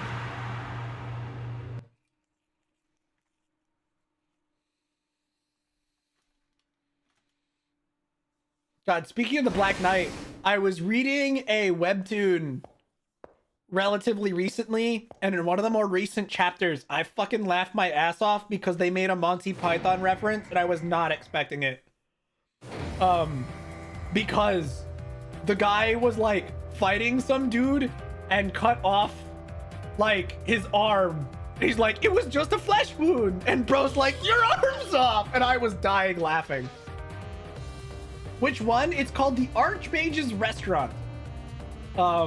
It's cute. But I was reading that, and in one of the more recent chapters, there was a Monty Python reference, and I was dying laughing at it. It was so funny.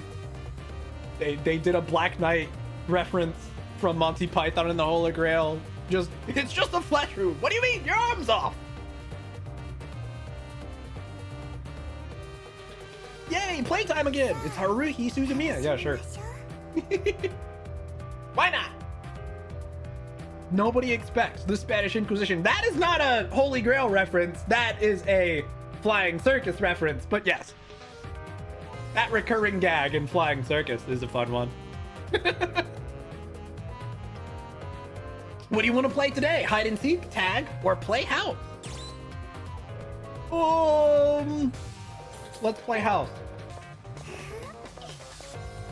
Alice wants to play tag. I'm gonna chase the mister. Well, then why did you give me a choice? Uh-huh. When somebody runs like a bunny, I want to chase them down. It'd be sad if the mister got away. These two are so creepy, dude. Especially when you consider one is a manifestation of fairy tales and the other one is a cyber ghost. Not weird at all. What's up, Shinny Wing? Welcome back. Need to run fast. Fast so the mister won't ever get away. Alice loves running. Vibes that cost 40k. Hey, look! The vibes meme I was joking about recently.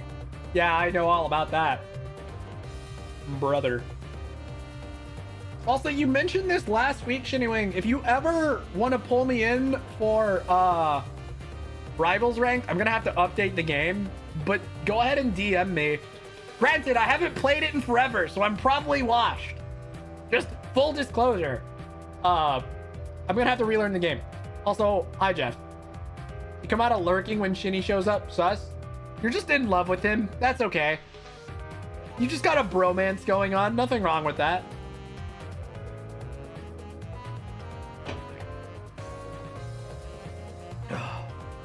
Nice, Noma. Alice couldn't run for a long time.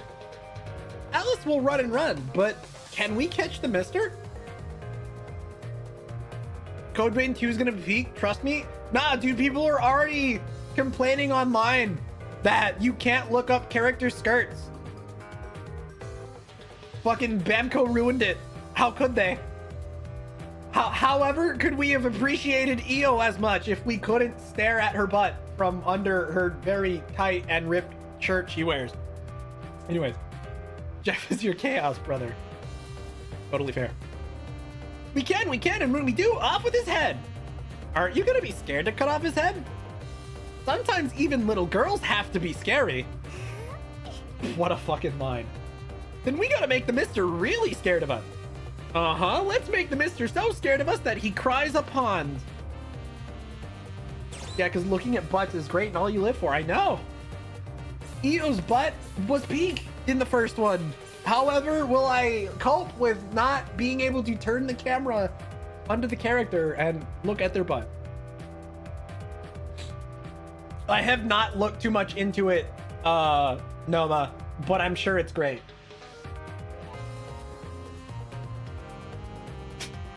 Fuck you, Eldra.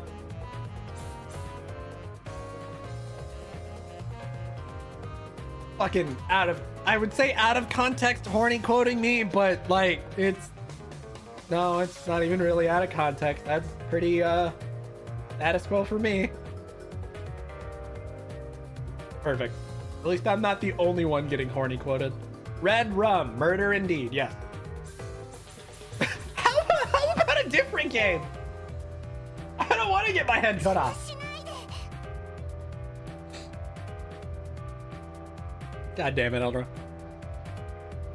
Dragged down by people to bronze because they were there for the vibes. Were they Zaza stacking? I hate that that's become a term. Ah! Sorry, I'm going all in on the memes. I heard about it recently, and then I literally last night was watching Mujin's video on it. I love Mujin's content. He's great. He keeps me up to date on all sorts of shit. Eldred did nothing wrong though, so he says. Noah, please. Don't get in the way. I'm not talking to you right now, mister. Yep, Alice is talking to Alice right now. Bro. That's right, Alice only talks. I kind of feel bad for her, but like on the other hand, yikes. Thought you were the same as us, the exact same as us. I feel worse for Kingsman, so I can't even be that sympathetic. Oh well. I thought Alice wasn't gonna be lonely anymore. If you don't like me, then I don't need you, mister.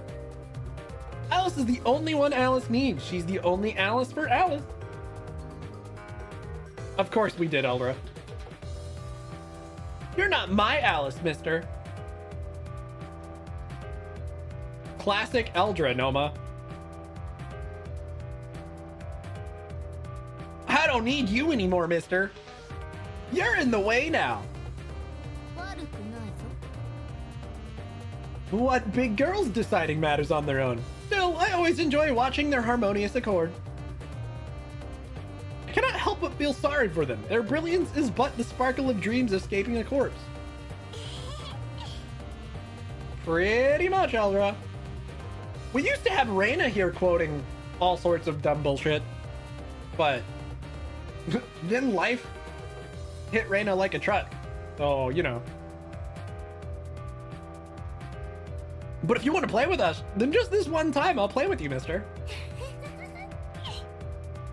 Yeah, that checks out, anyway. Going back to lurking and back to infield. Fair enough, Kratos. Have fun. You're so nice, Alice. Then Alice will play with the Mister too. Right, the signature is Steve. Yeah, she spelled... Raina spelled name with 2 E's and then a V. Have a lot of fun. Don't run away again, Kay? We're in a war, Alice. War? Nuh-uh. Alice doesn't like that. We only like playing. It's so much fun to play with Alice. I'm super duper happy. Alice loves to play with Alice. I'm super duper happy. Why? Stop. Quit doing this. Mister, you're not our friend, but we'll play with you just for today. We'll all have fun together. I also fucked up. Because I did not grab the proper code casts for this. But oh well, it's a little late to fix that now. Let's be happy together. I will, Kratos. Time to murderize the child. To be fair, she's technically already dead. Get fucked. Both Eldra and Noma. The elevator vibrates to a halt. We're there.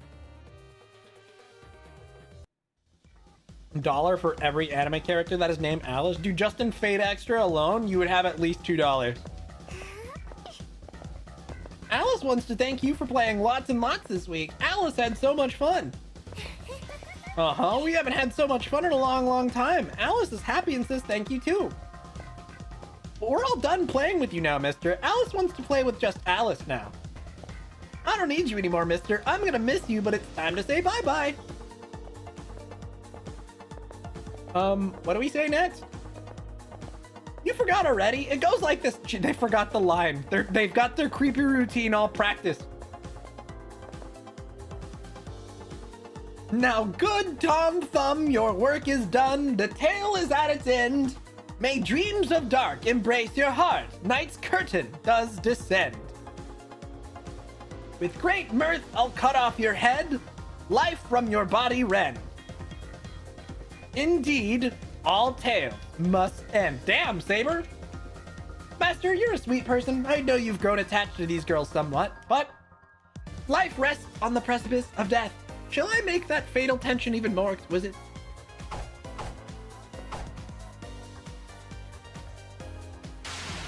Whoa, still a lot, yeah. Alice is a pretty common name in anime. All right, here we go. Unfortunately for her, I already know what she's gonna do. Unfortunate.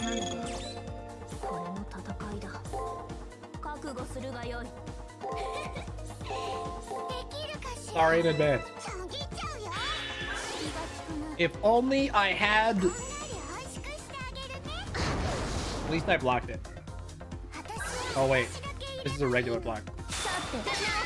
Oh, wait, that worked? Yeah, probably. Noma. Bonk. Bonk. Yup. Alright, and with this, we can go that, this.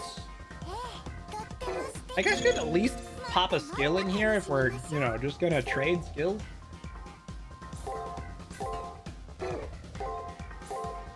Might as well. This is ridiculously unfair.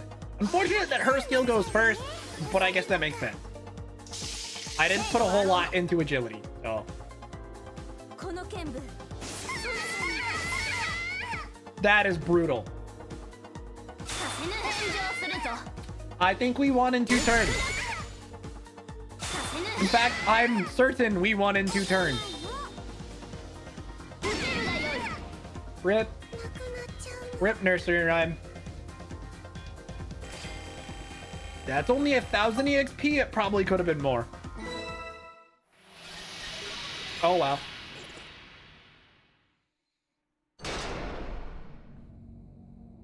You're probably right. Unless I did it on her guard turns. Okay, 1,400. She had 6,000 HP. No, it still would have taken 2.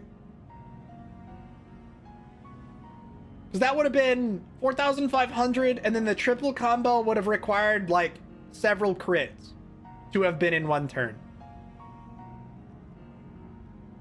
Oh, it's over already? Why? Well, this one fucking hurts. Servant Alice firmly grasps Master Alice's hand. They cling to each other, their voices plaintive. Alice was alone for so long. Nobody noticed me. I had no home and I was sad for a long, long time. Time for ZZ. No worries. Take your time, Shinwing. Then Alice found Alice to belong to. And we were so happy, we even had a home. That was all we needed, forever and ever. Just like this. That was all we needed. Why does it gotta end? Why did they take our happiness away?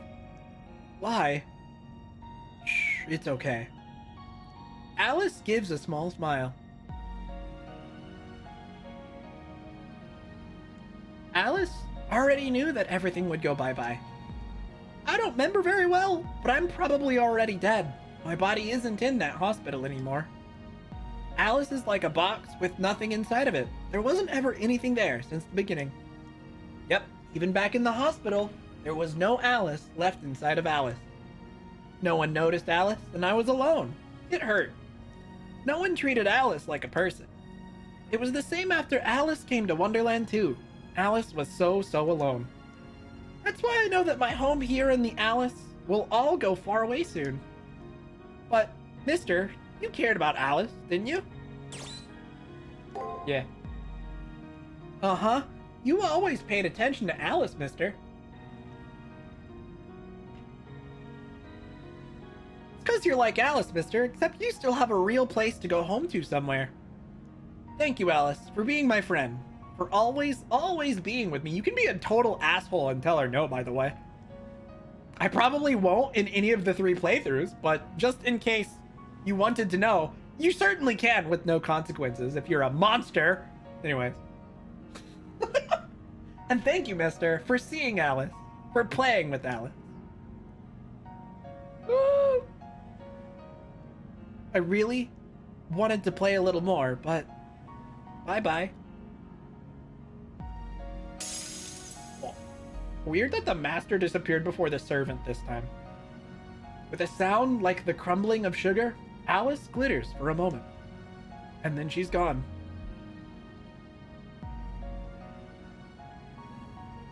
I am a reflection. This time I was Alice in the looking glass. Even if I'm summoned in the next war, I won't be the Alice I am now. I am always someone's fanciful creation. The real Alice is a mystery, but being Alice's servant made me happy. Right before she crumbles away, a single drop falls from her eye. Why am I crying? When I know that even if I cry, I'll never be the real thing.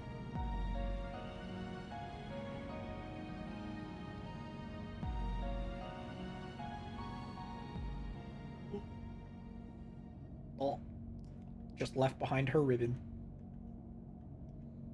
The licorice girl chases after her sweet master. I should be used to the harsh rules of the Holy Grail War by now, but I can't desensitize myself. If this is natural, then this system is twisted at its core.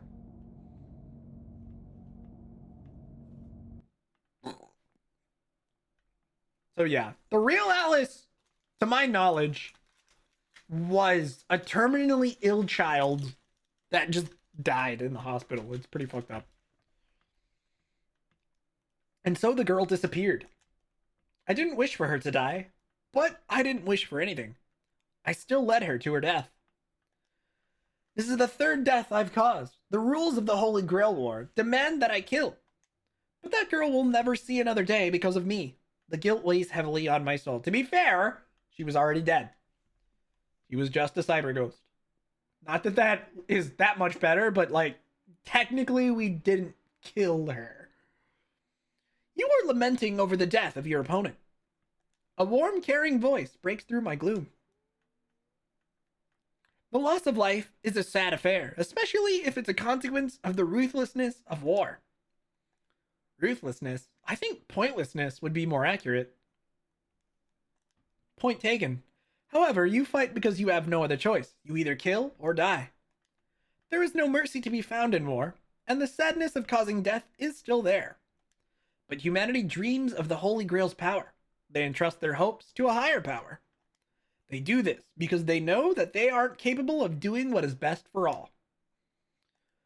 More so than death, this fact is what saddens me the most, said Leo. That's really pathetic. People who can't save themselves and us who are already damned. Those words ring of someone who sees themselves as a savior of a world in chaos. The terrorist! Oh wait, sorry, wrong guy. Wait before you pass judgment. I was born and raised to be king of the world. I remember your grief and her pain so that one day none will have to die for nothing. I have joined this battle in order to end the world's cycle of suffering and deprivation. Deprivation, what? Once control is restored, I can put an end to the conflicts brought by scarcity and want. Isn't that what you desire, for your grief and her death to have meaning?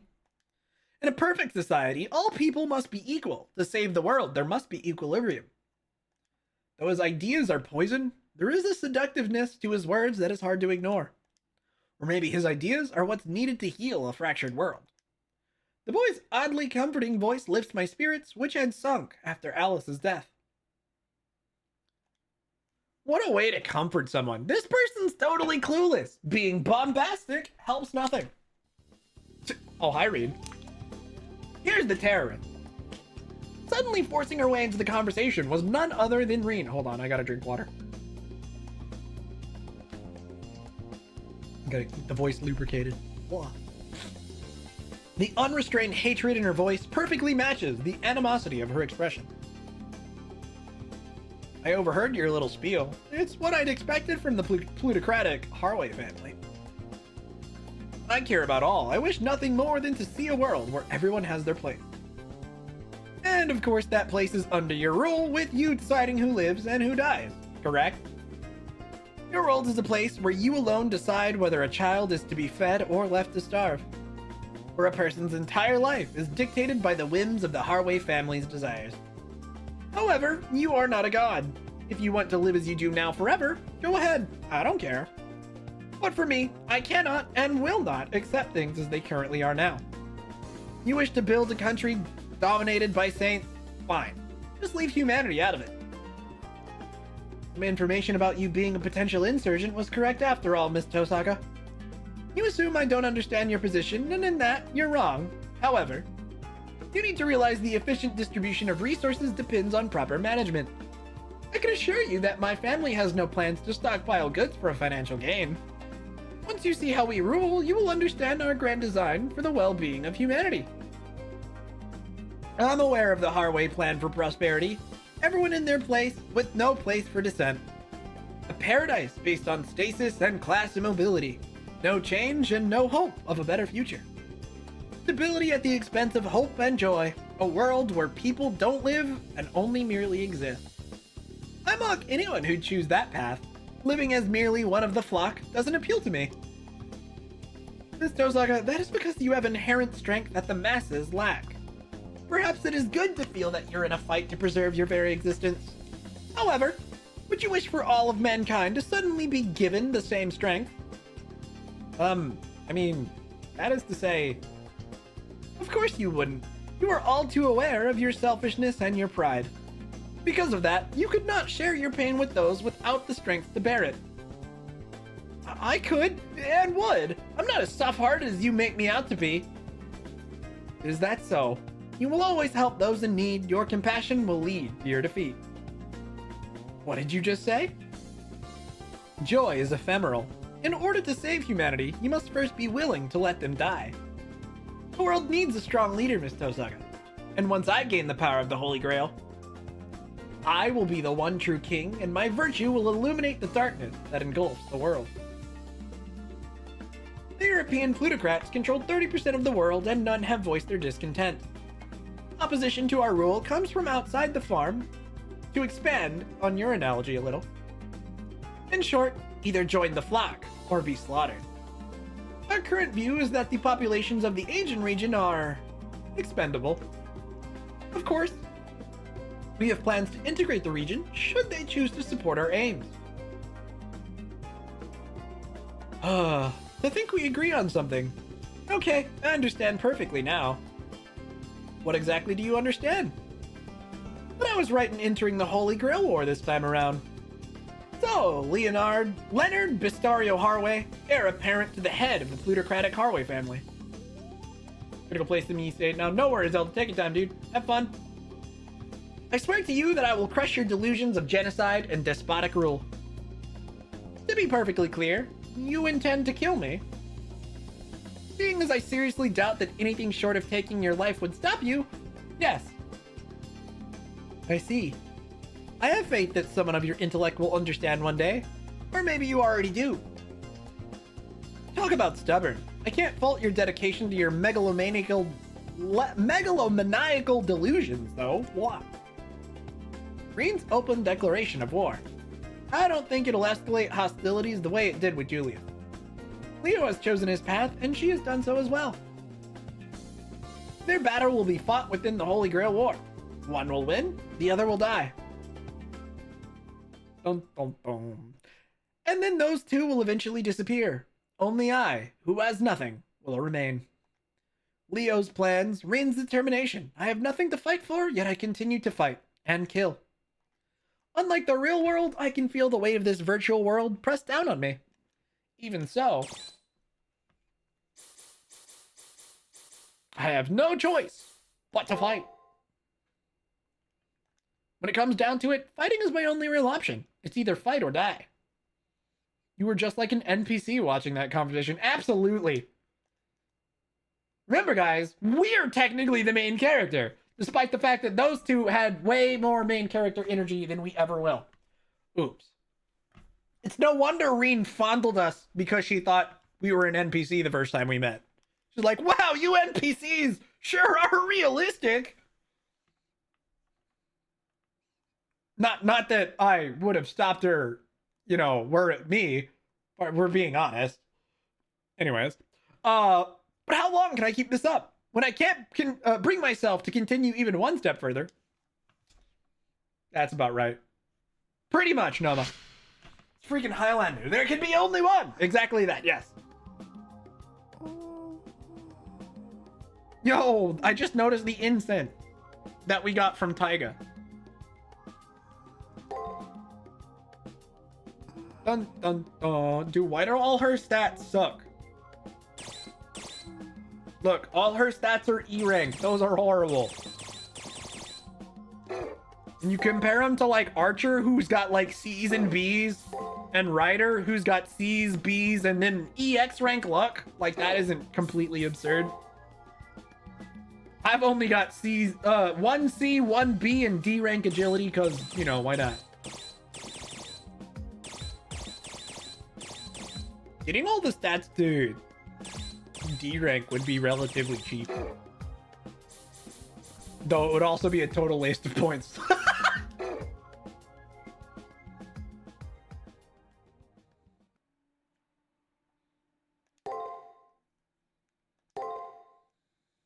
Dun, dun, dun. We did it! That's round 3! Alright, so there is a bit of a story event coming up before week 4 starts. I'm going to go ahead and take a break real quick, though. Migraine is a resistance ability. It is a little odd, yes. It's fine. All right. Give me like 3 minutes. I'm once again gonna get up, take a real short break, and then we're gonna start week 4. It's gonna be crazy. Though again, I think there's a small intermission before rank 4, actually. Doesn't matter. Anyway, beer beat. All right. I should be good to go.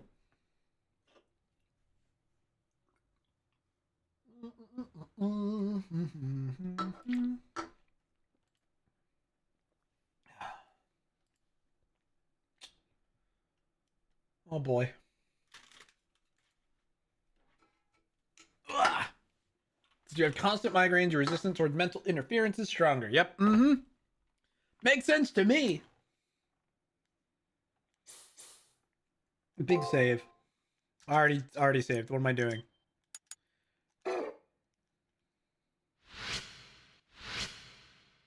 So technically not week 4 yet. The air is tense. The tension in the air reminds me of how it feels when an opponent pairing is announced. My pairing hasn't been announced. However, I recognize 2 girls in front of the bulletin board. The girl in red is Rin Tosaka, and the other girl is the same age as Rin, or a little older. Oh. The girls size each other up, and without a word, each glances away from the other. One of these 2 girls will die. That is what fate has decided. Rin Tosaka and Rani the 8th are equally powerful. I can only gain from one taking the other out. Oh, hi, Julius. I'm not the only witness. It's Julius. He walks over to the bulletin board after the 2 have left. The most painful moment in the game. Yeah, dude, choosing between these 2 is the worst. Neither side will hold back in the battle. If I could watch the fight, I could learn quite a bit. Without a single glance this way, they leave. I really don't understand, but I'm nervous anyway. There's a reason I've never done this route, and it's because this choice, like, every time I get to it, I'm like, I mean, I want to see the other route, but this is actually going to be awful for me. I'm not looking forward to this at all. I really want to see Rani route, but the way you get to Rani route is very painful because it means a later boss is going to suck. Oi. Go figure.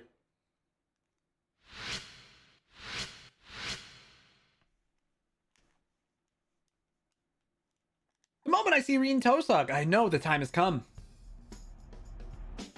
Her body language is as aloof as ever, but I can see the focus in her gaze. Today's the day they fight. One of them will die. Come to think of it, I haven't seen Julius. It's nothing unusual, but it worries me for some reason. What Julius said in front of the bulletin board about Rin and Rani's battle is still bugging me. Maybe it would be a good idea to track down Julius. That sounds like an awful idea. I don't know what you mean. From outside the multimedia room, I hear a faint voice. I put my ear to the door in order to hear better. It's Julius. I can't make out the details, but he's talking about a program's code. I knew it. The firewall around the battlefield is just too strong. The security is highest there. I sense him moving and shuffle away from the door to panic. There's nowhere to hide. Uh-oh. It's you. His aura of murderous intent makes my heart leap out of my chest, but then he promptly leaves. Even though he's tried to kill me in the past, Julius doesn't seem to register my existence. Maybe I'm not worth it for him to suffer yet another penalty for fighting outside the arena.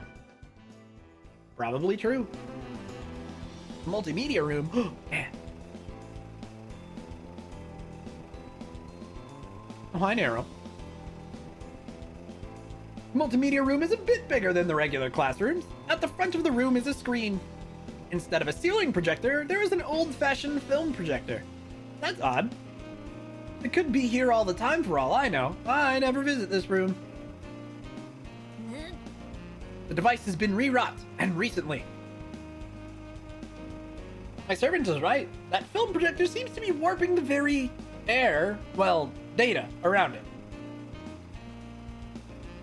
Gee, I wonder why. Yeah. Something must have been done to it. Probably by Julius. For what purpose? As I reach out to inspect it,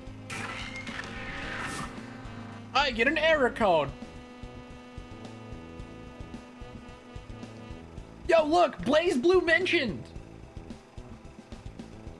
Also, Agarist. Blaze Blue and Agarist mentioned? Pog? Do I see any other? Not really. I see Blaze Blue and Agarist, but why not? Bye. And Yeast. Oh yeah, Yeast was there too. Weird, when I touched it, sparks went flying in my brain. I think I was attacked by some program. But although it makes me dizzy, the effects pass immediately. I don't think it did any damage. Wonder what it was. Somehow I don't think it was Julius's doing. Uh-oh. I'm pulled from my reverie by the earth-splitting sound of a weapon. Someone means business. I brace myself, thinking Julius has returned, but he's nowhere to be seen. And then suddenly, an image emblazons itself on my brain. Rani. Next to her slim form is a giant servant. And facing it are Rin, Tosaka, and her servant. This must be an elimination battle between the two of them. Oh. A film projector spins into motion, projecting images of the battle onto the screen. We get to watch. We're spying on him.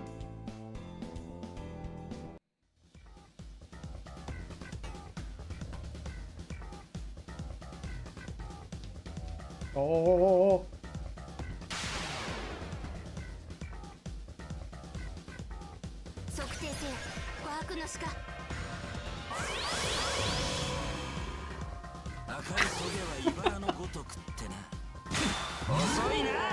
Oh boy. Wow, they have way too much health.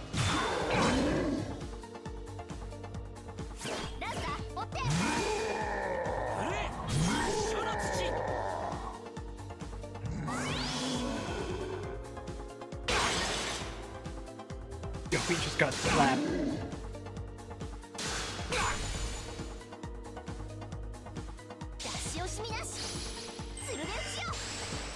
God, she's pretty. The blue dude is way too cool. The blue boy that many folks familiar with Fate would recognize, and then some other big boy that arguably you could recognize because that headpiece is pretty iconic if you ask me. The red theme with that headpiece and a spear, to me, would have absolutely given it away. Even if he's, you know, the way he is. But whatever. That's because I particularly have a fondness for the story where he's from. The blue dude, if I didn't know Fate, I wouldn't have recognized the legend at least. But I mean, because he's a Fate mainstay, I know exactly who he is. Getting to watch other masters fight would be a huge advantage in a war like this where information is crucial to survival. It goes without saying that it's a total violation of the rules, but I'd expect nothing less of Julius. In any case, why did Julius leave halfway through? Was that his plan, or did something go wrong? Leave your speculations for later, Master. You would do well to observe this splendid fight. My servant draws attention to the screen. That particular clash animation is straight out of the Fate Stay Night visual novel. For anyone who doesn't know, the Fate Stay Night visual novel has visuals that are like one-to-one identical to that. It's kind of insane. My servant draws my attention to the screen. Rin and Rani are facing each other. The forms of their servants can't be made out clearly. I don't know, I can see them just fine. The image quality isn't bad per se, it's more like there's a masking effect overlaid to hide them. Even with that security measure, I can tell both servants wield long shafts. They're both lancers then. That is a bold assumption. My eyes only see the spark from their lances as each thrusts, parries, swipes, and defends. Rani's servant seems massively powerful, but Rin's isn't giving an inch. Either one could win. The owner of the red lance will win this. It's a classic David and Goliath situation. Saber declares Rin's victory, seemingly arbitrarily. The servants are equally matched, but that girl has more creativity at her disposal, so she will win. She is better able to exploit her enemy's weaknesses, and she wields her brain as if it were a blade itself. The darker-skinned girl realizes, but does not have the cleverness to counter. It must frustrate her. Rin notices she's winning too. Her posture is full of confidence. On the other hand, there is a hint of alarm on Rani's otherwise expressionless face. And now her servant does a thing. And then the clash suddenly stops. I can't make out what's going on, but I can tell there's space between the two opponents now. The two opponents. What? The one who backed off was Rani. Her servant contorts and starts gathering energy. Even through the blurry screen, I can tell an inordinate amount of power is being summoned.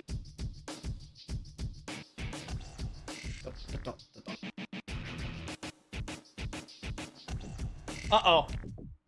Her eyes went dead. I am sorry, Professor. I must return the chassis and life you bestowed upon me. Maximum velocity infinite. Helm to the northern sky. Mode Osiris.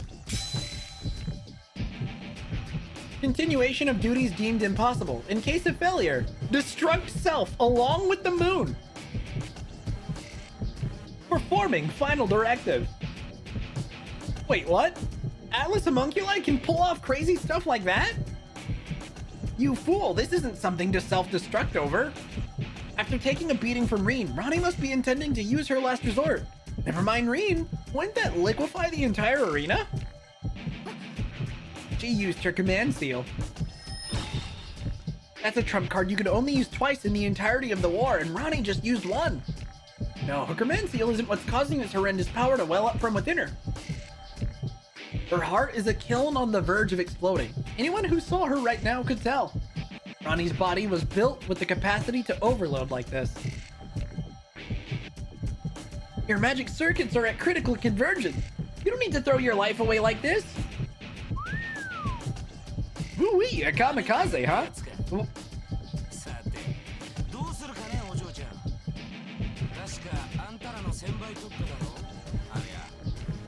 It's a damn shame. You can barely hear him over all the sound effects and music. Reen's servant addresses her with a flippant tone, totally unsuited to the intensity of the situation. That's just like him, honestly.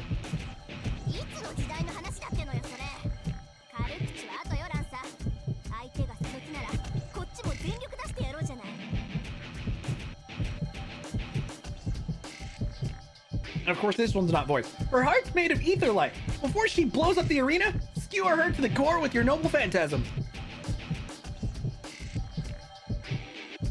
Ooh, I like it when you're desperate. What a treat. Is he talking? No. All right, it's finally time to end this. At Reen's command, Lancer takes a stance and gathers his strength. It builds and builds until... Dun, dun, dun. The next attack will settle the battle. They will not have time to resort to their command seals. Even the victor will suffer greatly. It is possible that both contenders will end up perishing. As Saber cuts herself off, she looks directly at me and says in an annoyed tone of voice,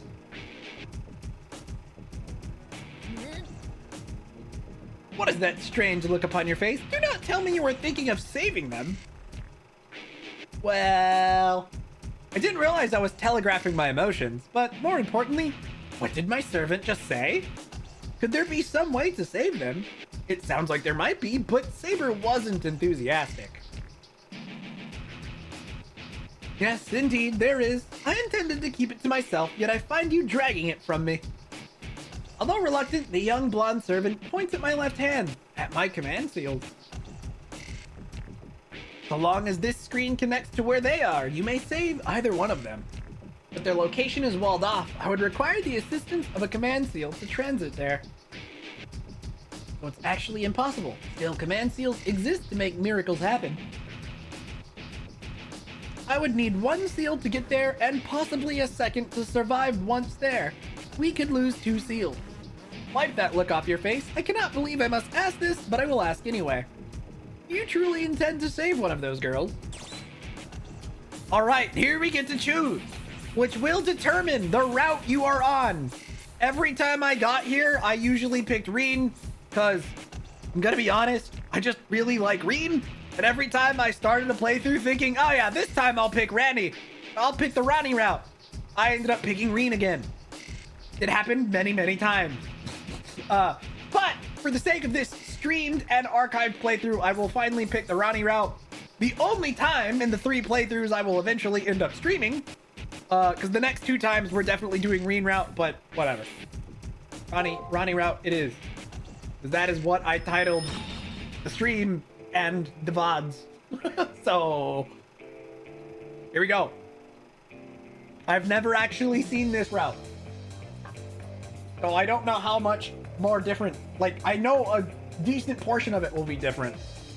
The round 4 and round what? 8? No, round 4 and round 6 fight are determinant on this choice. I believe the round 5 and round 7 fights are set in stone. But it will determine a few events also over the course of the route, because reasons. Anyway, Rani's going to self-destruct any second. I'm going to listen to my heart and save her. My servant springs into action with no sign of disapproval. Time is of the essence. Power surges through my feet, electrifying the air and bending the floor. Space warps around me. The distortion rips a hole in the screen. My servant leaps toward it, and the world melts into street. My vision goes black from the rapid acceleration. My hand tingles where the command seal burned off. Oh, hi. When I open my eyes, I find myself in the arena. Out of the frying pan and into the fire. Literally. The air sparks as the arena begins to melt around Rani. Huh? You? The magic swirling around Rani's body ebbs a bit in response to her surprise at the sudden intruder. Very eloquent. Before I can so much as blink, Rani's hulking servant has turned his spear on me. No! Stop, Berserker! Oh, see, he's not a Lancer, he's a Berserker. Oops. That person is not an enemy! Rani's order falls on deaf ears. I expected as much. Since our servant is a Berserker, he can probably only see other masters as enemies. We don't stand a chance. Use a command seal if you want to survive. Nah, it's fine. I don't need a command seal. It'll be great. Would you like to use a command seal? No, wait, don't force me. I'm okay. It'll be totally fine. All I need to do is spam guard. Surely it won't be a problem.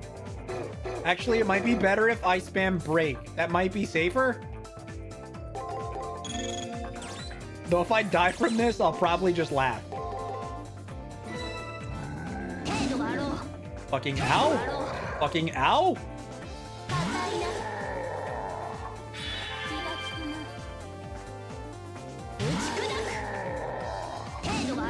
Fucking ow! Oh crap! Well, it was a good try. If I had guarded every time like I initially planned, I would have lived. From the moment the command seal burns off my hand, I feel my strength seeping away. Not just my strength, but the very fiber of being strays at the edge and starts disintegrating. Oh, rip me. Good job, idiot! Dead end. Good job, dumbass. Alright, I guess I'll use the command seal. Jeez. I have to skip through a bunch of text now.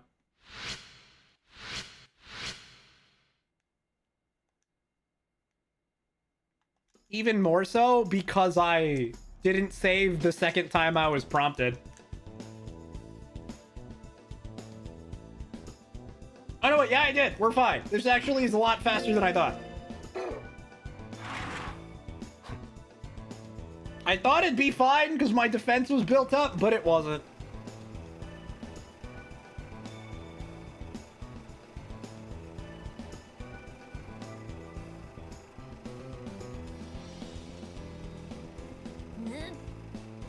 I probably also could have used some skills to mitigate damage, huh?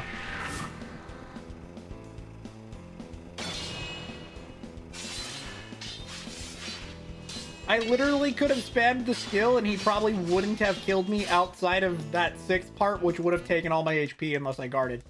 Which I wasn't, so...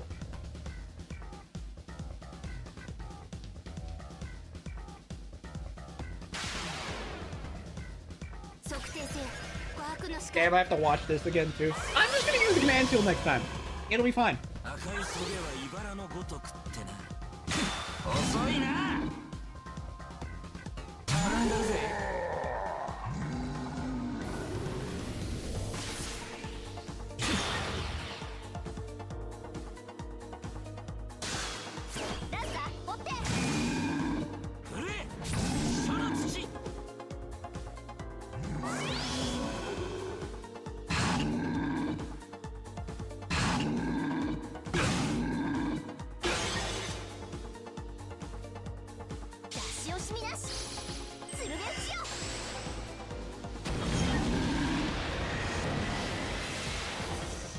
If I had brought the proper code cast in, this probably would be super easy.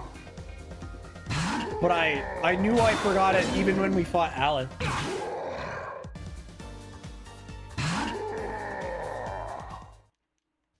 Berserker's losing. Whoa! Skip. It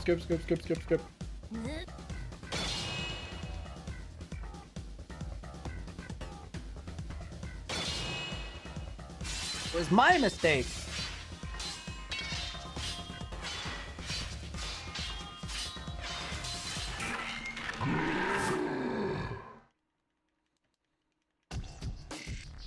Every other time we do this, I probably still won't use the command shield. I think I know the strat for this. I just have to remember to bring the Exorcist Blade in.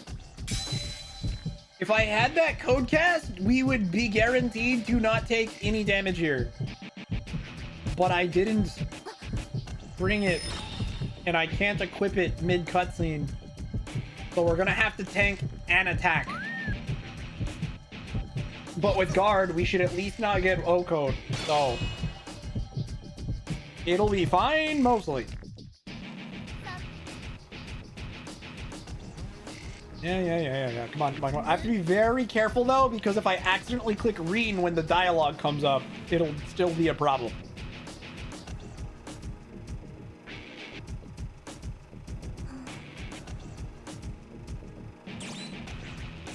There we go. All right. Big span. You know, I'm actually kind of surprised, no matter what, you still have to fight the Berserker here, though. I thought that was because I kept picking Reen route. The Berserker attacks you no matter who you choose to save, interestingly enough.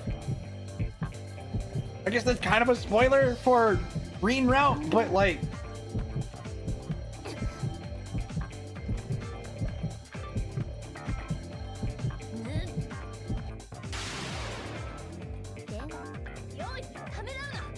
So the real choice, don't use.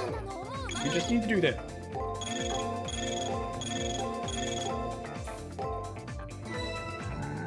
Now he won't be able to move. I should have done this last time, but didn't.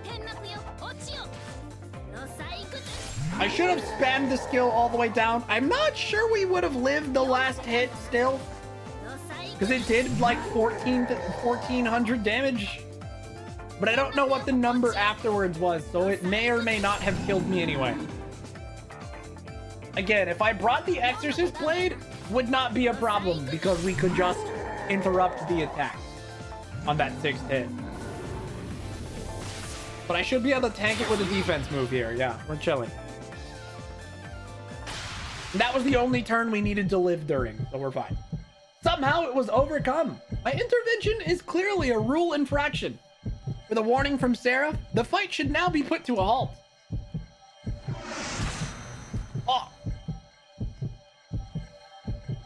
Rani's body slumps to the ground because she's been run through by the lance of Reen's servant.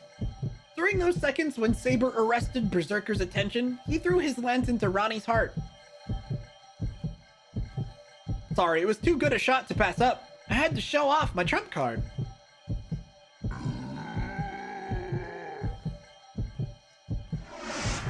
The giant gives a bestial roar and charges at the lance wielder, who impaled his master's chest. However... Nope, battle over. Ripper Noni.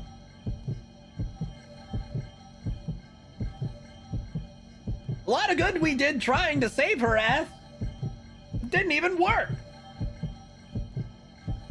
An impassable barrier drops down between Reen and Rani.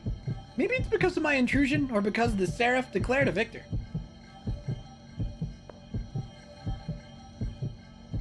I can't tell if she's yelling something at us and we can't hear her or what. Reen... Oh, okay, that is exactly what's happening. Reen is shouting something, but the barrier prevents me from hearing it. She points at me, frightened.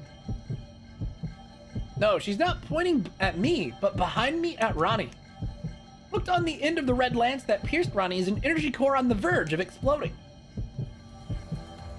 Get out of there. Hurry, log out. Can't do that. Should do as that girl says, Master. We must log out, as the Seraph instructs, or we'll die. Log out. I know that's what I have to do. But if I just give in to the pressure wrapping around my body, I'll be back on campus soon. But then, what about her? What about the girl who's lying, wounded on the ground? A barrier separates her and Reen. I, who had fought with Berserker, was suddenly by the fallen girl, by Rani. She's alive. Even though her chest is pierced through, Rani is still alive. Wait, Master? Suddenly I realize I'm running toward Rani. The lance that pierced her a few meters away, where the core is about to explode. Why? I'm not worth it. At least you should get away. I'm not listening. I gather Rani in my arms and run, waiting for the Seraph to kick me out. It doesn't happen in time. Faster than the Seraph can log me out, Rani's heart liquefies the area. Game over. Oh wait, unless a Berserker helps. He decides to save her. In the final moments, a lone giant sprints into the light. Rani's servant's body breaks apart, becoming a sort of shield for us as he runs towards the heart. I don't know if he did it to protect his master or simply because he saw the explosion as an enemy. But right before he disappears, he turns towards us with a gentle smile on his face. Aw.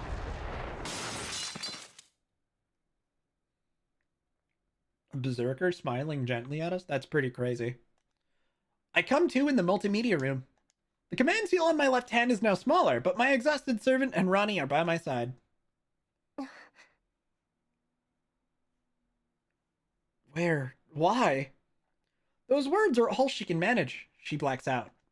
The wound on her chest seems to have healed already, and somehow she's still alive without her heart.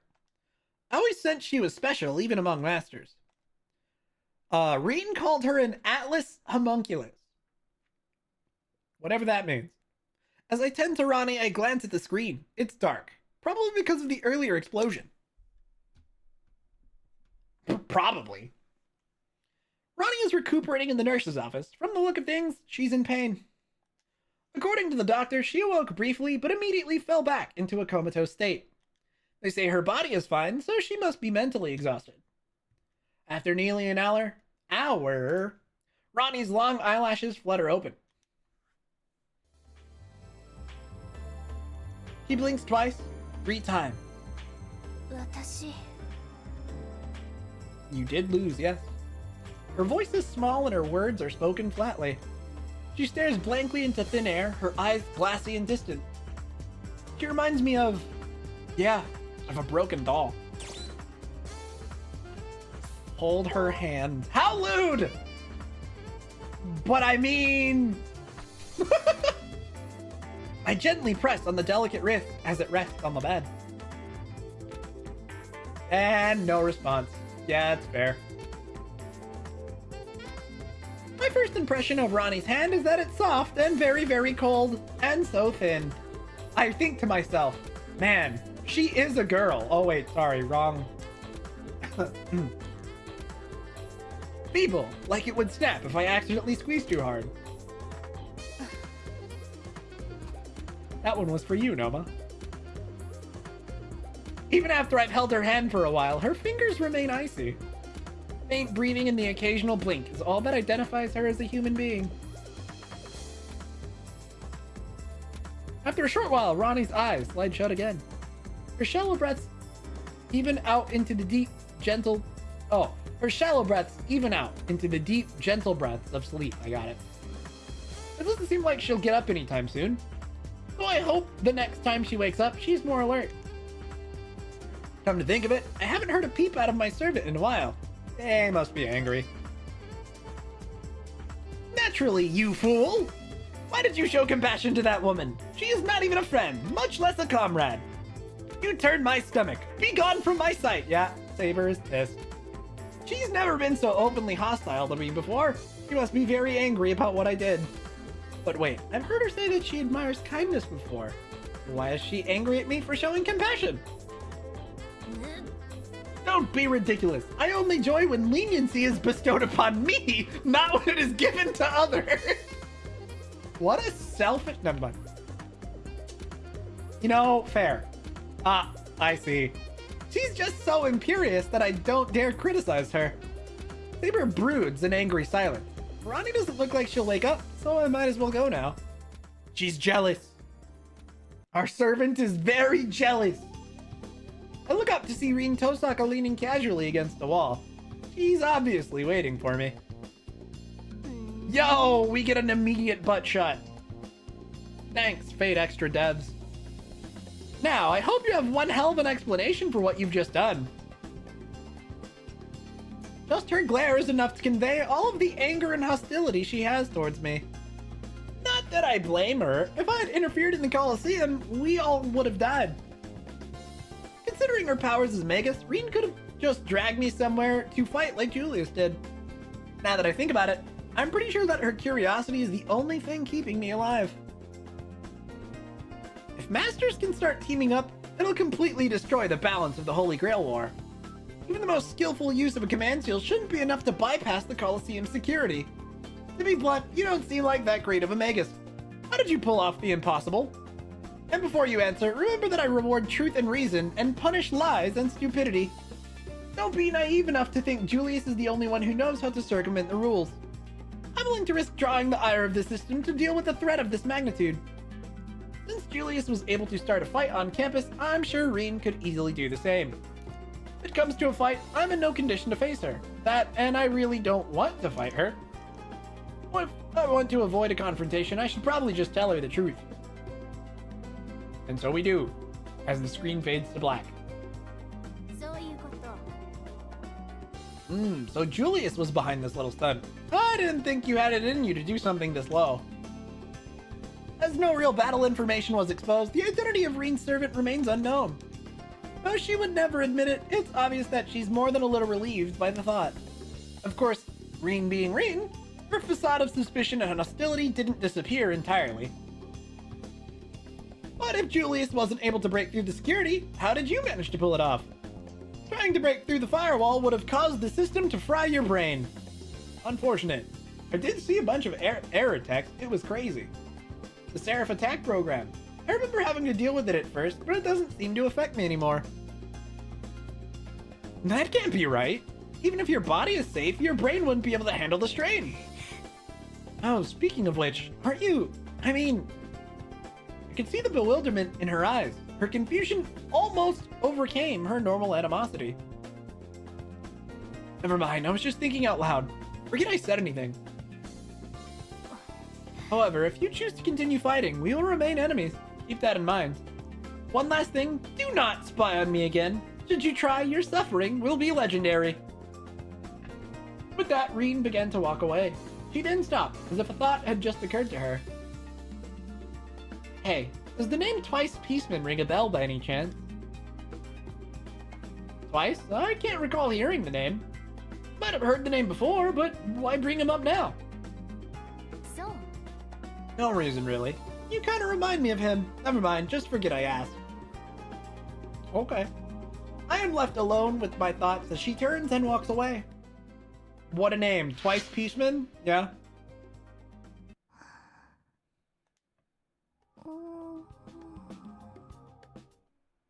Save your progress. We did it!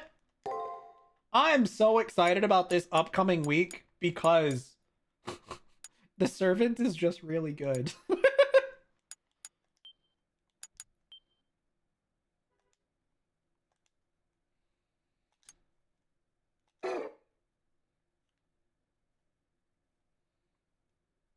力を持つがゆえに道を踏み外す。道を踏み外すために逸脱した力を願う。この矛盾もまた人間の証である。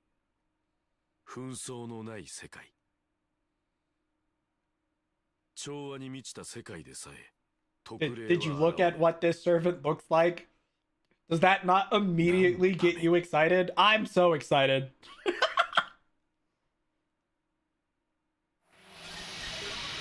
For reference, this servant is a cameo. And so, once again, I have no knowledge of this route. I have not played it, but I have seen the image of the servant in this week. And on that alone, I know exactly who it is, and I'm so excited for it. You looked at the name of the chapter? Okay, yeah, that works too, I guess.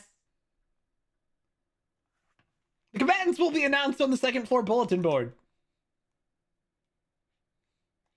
It's the fourth such notice, and the bell that signals the 7-day countdown to my next battle sounds. It begins again. My hands are stained with the blood of 3 people, and I still remain. I've even taken the life of a child. Master or not, Alice was just a young girl. Dude, Shinji was a young boy. But we hate that guy, so it's fine. Immortal colored moon. Ring a bell? Maybe a little bit. I wonder if I deserve to be alive. And what is my reason for continuing on? Shinji was determined to survive until the end, even as he screamed in panic that he didn't want to die. 3 people, 2 children, and a geriatric. Oh god. Though Dan was true of heart, he died still believing that every battle had true meaning. And Alice, who was just lonely, a lost little child who only wanted someone to play with. The one who overcame them all and took their lives in the process was me, using my servant as a weapon. I wonder if my purpose is enough to compensate for taking their lives. My purpose, to avoid death. And as for what Dan said, that he wanted me to find some meaning in my battle. Could I really find something like that inside myself when I don't even know who or what I am?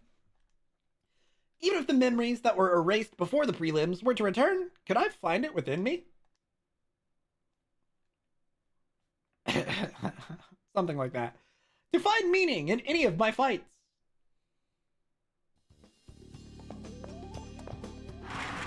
Not quite. I don't actually know what the next Magus is like. In response to the alert from the computer terminal, I go to the bulletin board. Amongst the meaningless clutter, I find one piece of paper that I'm interested in. Master, Manji Gato. I know nothing about this guy. Because as I've not seen the route, I know nothing about the master. The servant, however, based on appearance alone, I know exactly who they are. While I ponder what to make of the name, he seems like an arrogant ass. So you are the opponent to this humble servant of God. The deep, steely voice came from behind me. No, it is not the crazy one from the Reen route. It is a different master. The Reen route servant here is very creepy. In fact, there's a quote that has her name in it because it's literally just one of her lines, but it's a different master than the Reen route version of this week. Did I read this already? I'm gonna read it again anyways. The deep, steely voice came from behind me. You seem to have no look upon your face. That is not the gaze of a fiery youth, but of a monk. Oh. He's already reading it. Also, he seems to be a monk. He's got the beads.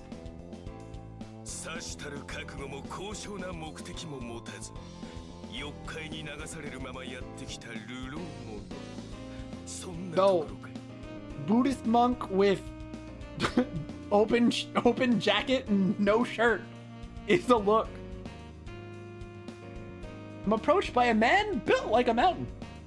He radiates confidence in his eyes.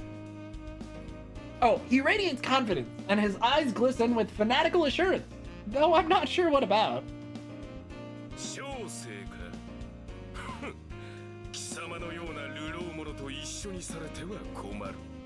Okay.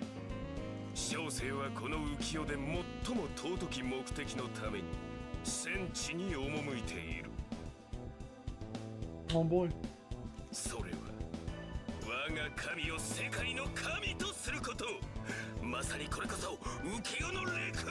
Wait, is his god his servant? Can you imagine? Oh, this isn't voice. Can you sense it? The ferocious power flowing out of me, shielding me from the carnage. Oh, but this power is not mine, my friend. I am but a vessel from the omnipotence of God. Glory to the highest, enfolded by archangels' wings named Samadhi and Suvarnaprabhatha. Great.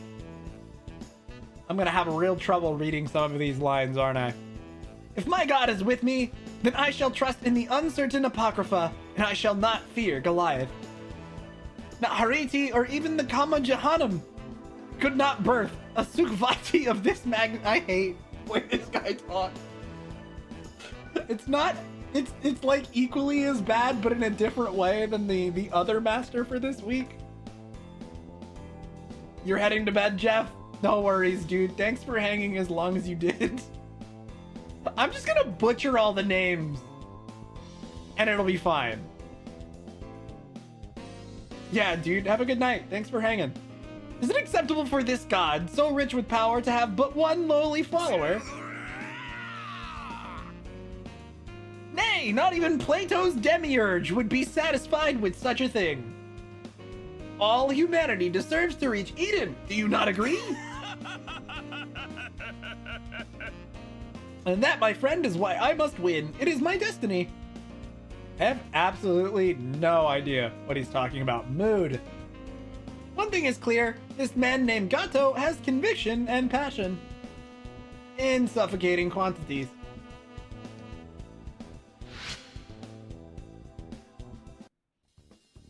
The name's trend. The fact that they were all butchered versions of... Oh, that, yes. Oh! Yeah, okay, fair. God was in red, wasn't it? Yeah, that checks out. With the announcement of my opponent, the prep period begins, but I can't bring myself to care.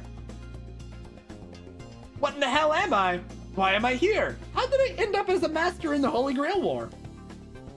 These three questions race through my mind, making it impossible to concentrate on anything else. You have a point, which should be fun in its own way.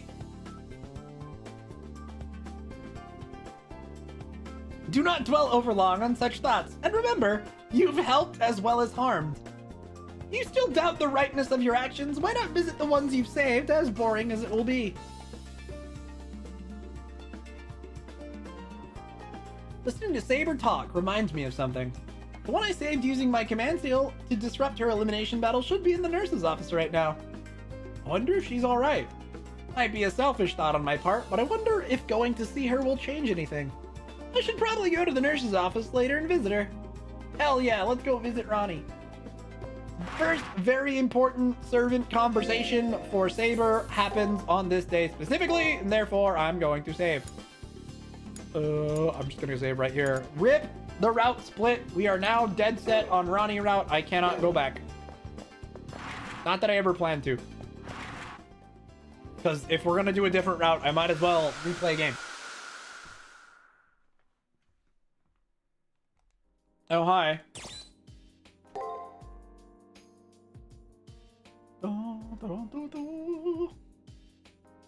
How did it come to this? An hour ago, Saber said, "Oh, I just remembered something, Praetor. Let me tell you a splendid story." And she's still going.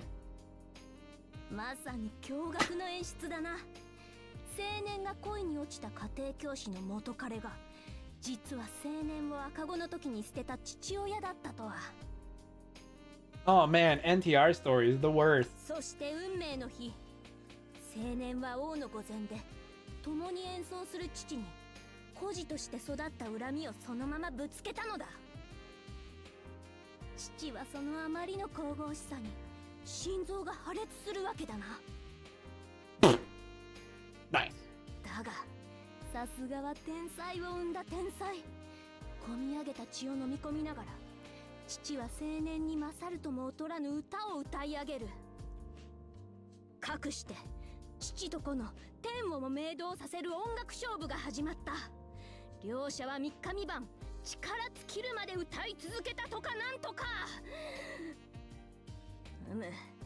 言うもいろいろおかしいと思うが、もうあえて指摘はせぬ。派手さが矛盾を打ち負かすこともあるし。Good God, Saber, please. Saber is pretty passionate about this play. It must be her favorite. だが、この本の真髄はこのところだぞ。話はさらに込み入ってくる。So we've been here for an hour and she just finished the prologue? Perfect. 青年の天才的なことの根は遠くペルシャにまで届くのだ。Here we go. ペルシャ王は青年を手に入れようと躍起になる。これが絵に描いたような良い美老年で、いやもう少しときめいたほどだ。 Nero, please. だが青年の今の恋人は実は弟をペルシア王に殺されていてな。Uh-huh. I love that they specified the boy's female lover, which implies that he also had male lover.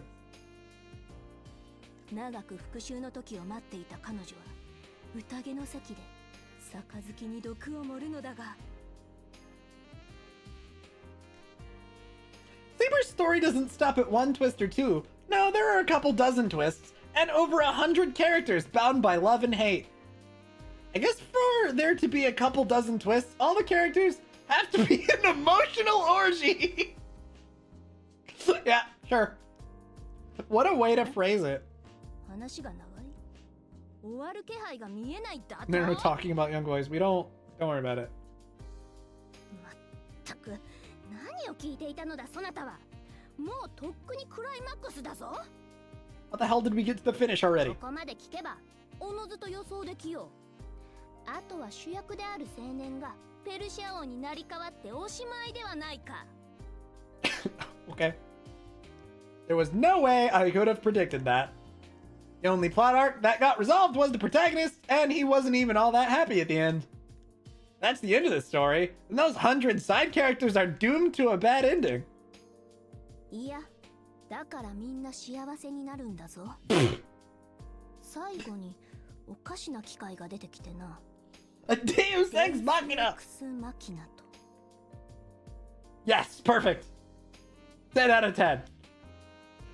That's cheating! And I don't know what era Saber's from, but Deus Ex Machina must be an old concept. More importantly, I know Saber pretty well from fighting alongside her for a while. For being a romantic and an idealist, she doesn't like fantasy. Is she okay with the Deus Ex Machina? 確かに納得はいかない。だが演劇の脚本であるならこれぐらいの夢は欲しい。 I guess that's fair. いろいろあったが解決した。ああ、要はいい言葉だと思うぞ。人間の親愛や愛憎は決して消え去らぬ。それを機械仕掛けであれ、神が解決してくれるのだ。要はそこに創作者の嘆きを見る。逆説的に言えば、絡まった愛憎の糸は人間では解決できないのだと。多くのだから、これは最後の希望なのだと思う。 You say so. 滅びに傾いた者たちが絶望の中で、それでもどこかに解決できる者がいるはずだと恋願う。そうだな。例えばの話、あらゆる宗教を弾圧した王がいたとしたら、そやつは喜ぶであろうよ。 Are we even gonna get to the arena today? Jesus. 祈る神のいないそやつにとって、この機械仕掛けの神こそが己が哀れな最後を見とってくれるのだろうからな。 Saber finally stops speaking. She glances away sheepishly. That example at the end seemed too personal to be purely hypothetical. Aw. Damn. Alright. Leave private room.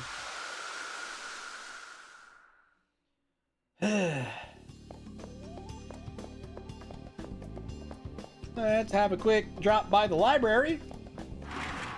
Because reasons. I come to the library hoping to glean even the tiniest speck of information about the enemy. But all I accomplished was sinking my time into a fruitless quest. Suddenly, my eyes stop on a book. The spine is white and textless. I feel drawn to it. Pull the book out and open it. Inside is the following. We must travel back to the last century, to the discovery of a certain massive structure. An ancient artifact, hailing from the distant past, formed by non-human technologies. In time, it would become known as the Holy Grail. However, the nature of its makeup and construction remain mysteries unknowable to humankind. It is doubtful humans will ever unlock the secrets of the moon cell's unique construction. Oh, hi, Glenn. Hi, Leo. Ah, you've discovered this book as well. At some point, Leo and his servant had walked up to me. Seems that book contains data that only masters of a certain level can access. Don't mind me, enjoy the read. Leo's sudden appearance made me nervous, but I want to learn more about the Holy Grail. Before long, though, we learned the artifact was in operation. The Holy Grail observes the Earth. For eons, it has recorded activity on Earth, all of it, even individual lives, ideologies, and souls. The Holy Grail is an up-to-the-second blueprint of the Earth. Some say it is a divine relic. Eons of life on Earth recorded? That's extraordinary. So extraordinary that I can barely process it. Yeah, it's almost like all this is being collected here. Maybe become sustenance for an unknowable being beyond the stars. But that'd be crazy!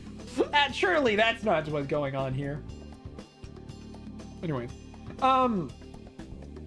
Surprise! That book is a mere introduction to the Holy Grail. The Harway family knows more. We Harways even know the material that composes the Holy Grail. Come back here if you're interested. That'd be crazy if all of human history was just food for some weird astral being that'll show up to eat us. Leo and his servant leave. What's inside this book is just the tip of the iceberg. If that's the case, then what does he know? Good question.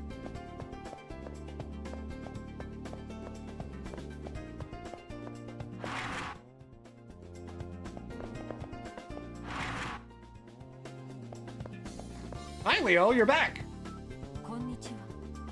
Welcome, banging. Yes. What would you like to ask about? All the thing. The discovery of the Holy Grail. That happened sometime last century when humanity discovered an enormous structure in space. That relic from a time long past is what we call the Holy Grail, the Moon Cell. However, when discovered, mankind lacked the knowledge to truly comprehend its purpose.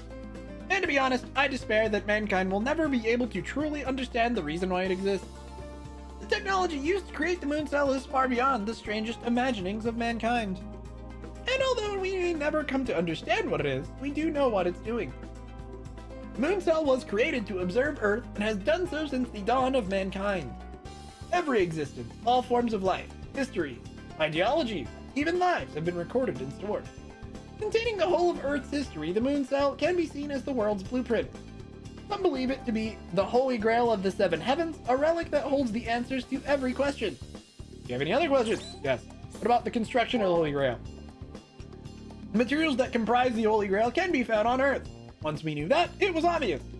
It was obvious that it'd be possible for us to replicate its function as a recorder of all. The first ones to discover this fact was the shadowy void known as the Atlas Institute. Not long after, the Harway family and their group Ring Tosaka represents also became aware of this fact. The Holy Grail was made using a giant photonic crystal, the likes of which is beyond human technology. Photonic crystal is a mineral that can store light and is used in the manufacture of nanomachines.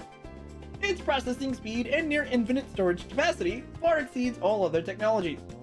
My family is trying to replicate the Grail, but can only make a unit less than a centimeter in size. The Atlas Institute has been slightly more successful, but only by a very marginal percentage. However, the core of the Moon Cell is the Holy Grail. However, the core of the Moon Cell, the Holy Grail if you will, is a much larger photonic crystal. Jesus Christ. Reading hard. The crystal in the Holy Grail is about 3,000 kilometers in length and uses light as its storage medium. All of its high-level data control system utilized as well as to transmit data and system commands. Nanomachines, we Metal Gear now? It's even more ridiculous than that. Them talking about storing light and shit reminds me of like the STL in SAO. The soul translator. Like, yes, all these light beams in your brain are where the soul is. And that's what it's storing as data. In short, it's so complex that as far as humanity is concerned, it might as well be the mind of a god. Do you have any other questions you wish to ask? No, that's a lot, man. Alright, the location. The moon. And once the Holy Grail's location was revealed, everyone tried to claim it as their own. However, those of us from the Western plutocracy immediately put a stop to their machinations. If the Holy Grail were to fall into any other hands than the Harways, the chaos would be devastating. That sounds very self-serving.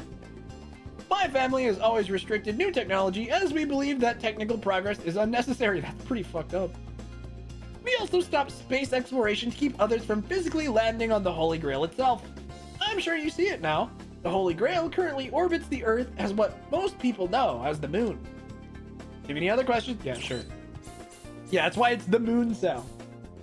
We're all hacking into an alien supercomputer on the moon. Because, you know, that makes sense. Once Western plutocracy learned this, we actively prevented the further exploration of space. However, there was one thing we could not stop: the intrusions of what are known as spirit hackers. Actually, mankind has been in contact with the moon cell on and off since the dawn of human history. It seems that humans were always able to access it through their spirit, souls if you will. My guess is that the human soul is the one thing the moon cell can't observe passively. While the Holy Grail can observe any tangible phenomenon, the metaphysical seems to be beyond its capabilities. That is why I think the moon cell chose to invite humans inside of it to come and teach it. That is how only those known as Magi have been able to access the moon cell. And many do so without the sanction or guidance of the Harway family. Hi, that's me. This world was made by the moon cell in order to interact with the spirits of the Magi who enter its system. Its official name is the Serial Phantasm, but it's more commonly known as Seraph. The Holy Grail War is a melee for Magi who have come for the Holy Grail. Its ultimate purpose is to...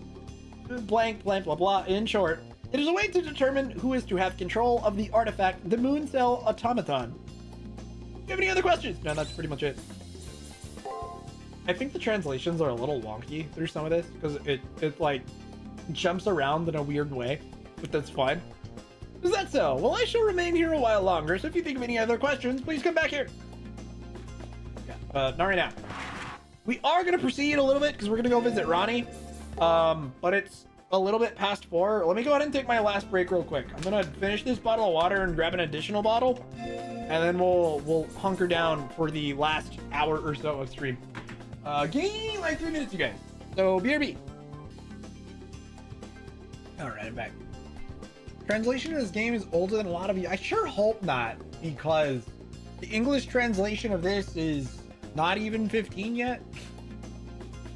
And if the majority of users on Twitch are 14 or younger, doesn't their TOS say you have to be at least 13? That's a really scary thought. Anyway, moving on. You finished all your ZZZ stuff? Very nice.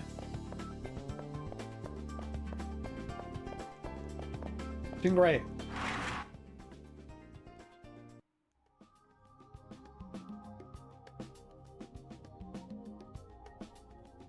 I quietly push away the curtains and approach Rani's bed.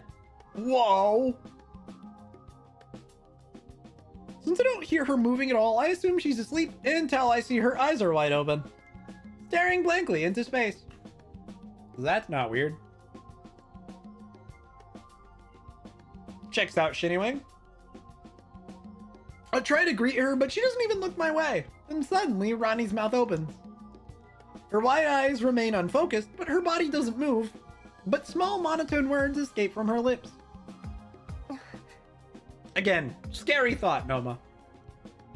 Why did you save me? Oh. Rani repeats herself, staring at the ceiling.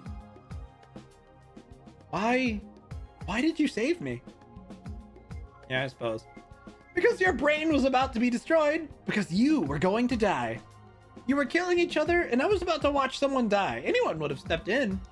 At least, I had to. I might not have memories, but it felt like my past self was urging me on. How arrogant of you. Now I can no longer carry out my professor's wishes.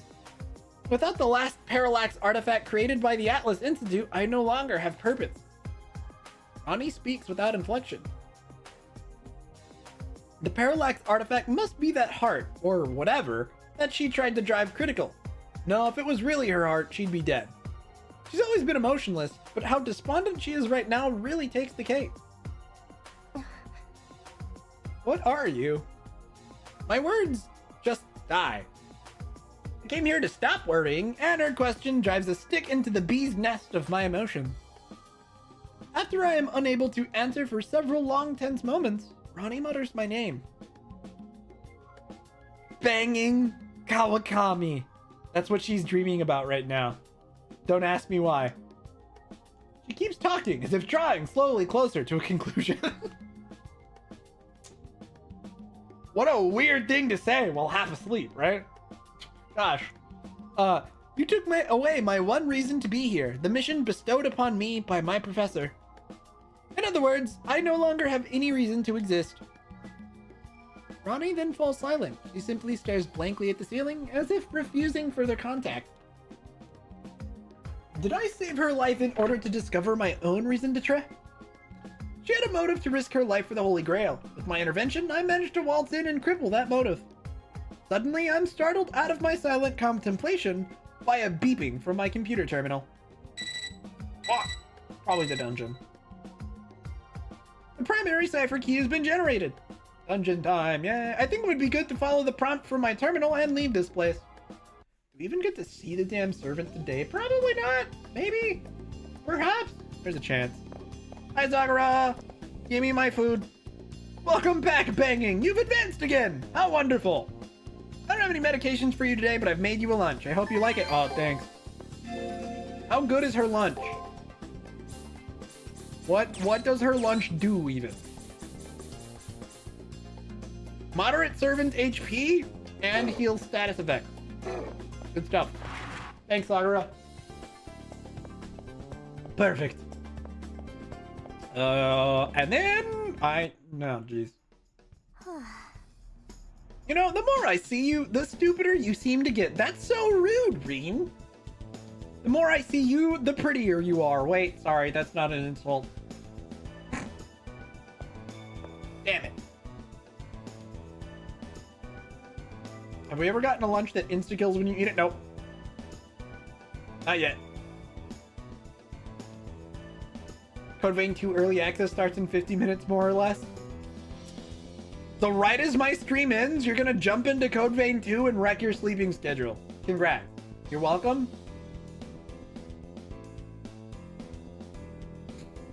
A bit of seemingly heartfelt abuse could only come from one person. Heartfelt abuse. What a way to phrase it. Luckily, I've become inured to your ignorance, but seriously, I need to talk to you, okay? It looks like you somehow managed to erect a barrier even as you play dumb for Julia.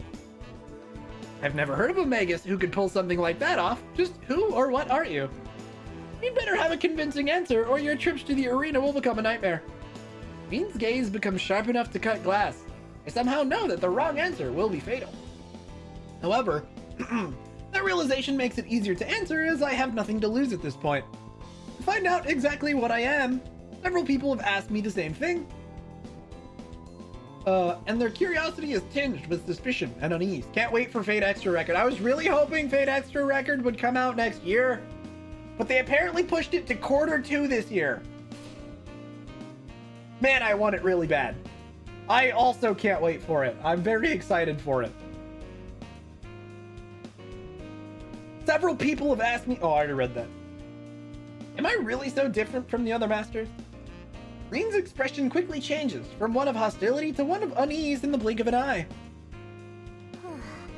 That dejected expression of yours makes you look like a puppy. And since I don't kill puppies, well, you know what? I wouldn't put it past you on a bad day, Reen. Anyways. Fine, just take this and go to the arena now. As she's speaking, Reen hands me something. Planning is... God, I hope it's not as, like, rough as starting with Caster in this. Because starting with Caster in this is utterly painful. Because I also kind of want to start with Caster because she's my favorite Fate character in the entire franchise. Surprising nobody based on my emotes, the panels below the stream, the name of my bots. It's like I really like the character or something. But anyways, I really hope first playthrough of Caster on Extra Record isn't like nearly as painful as it is in this. 'Cause, yikes. Dying in 2 hits first week of the arena, Not my favorite thing in the world. She falls over like a stack of cards and it's terrible. It will be. It probably will be. I may have to... Well, I mean, they changed the battle system, right? Isn't it going to be different? I don't know. We'll see. Because that's what's fun. Anyway. As she's speaking, Reen hands me something. People like this. Since she's hard mode, we get the great feeling of beating the first playthrough of the game on hard mode. Yeah. Hey. And what true real fans want. My poor fox wife. Getting crumpled and folded over by the slightest breeze. Boy. As she's speaking, oh, I already read that. A jeweled pendant. Why would she give me? Oh, yo, she's all down for jewels in this too. Surprising nobody.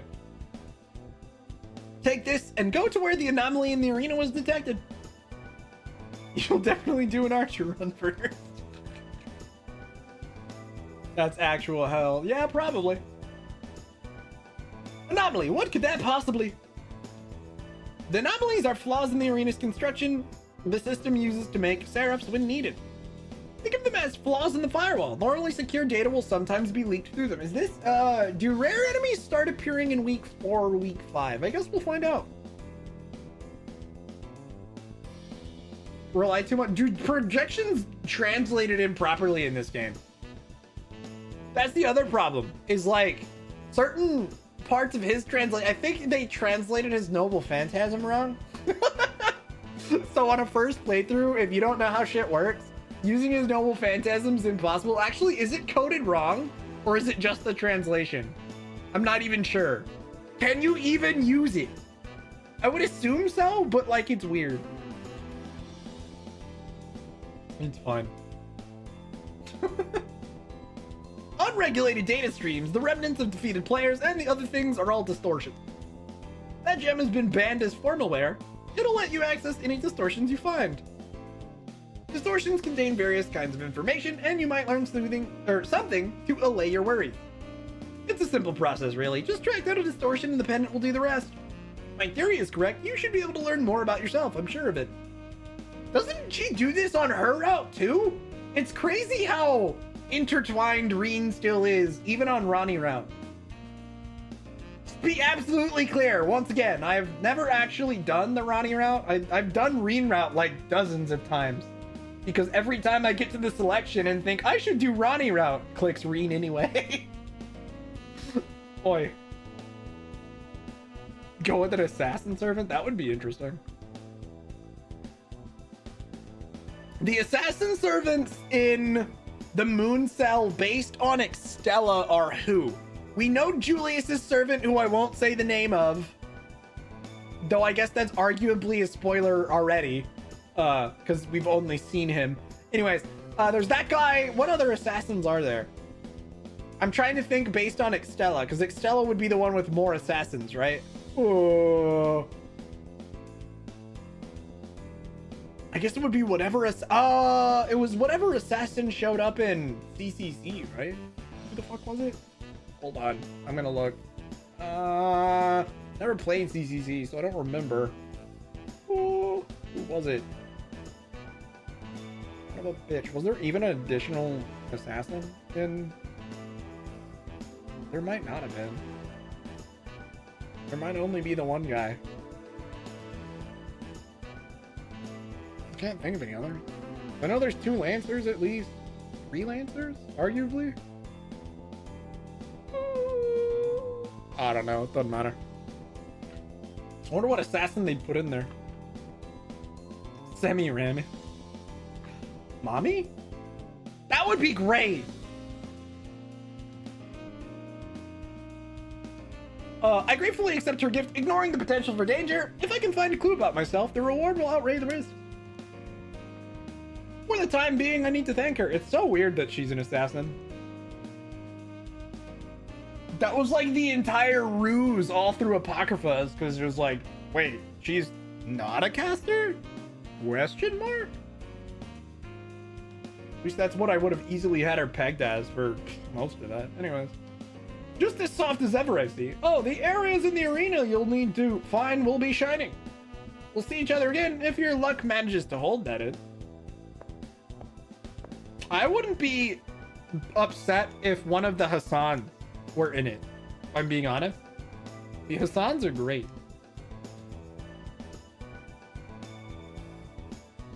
I'm gonna delete that just for the sake of anybody who doesn't want to be spoiled, even if that doesn't mean anything to anybody right now. But point taken. So I just need to take this and go with me to the arena to find those shining areas.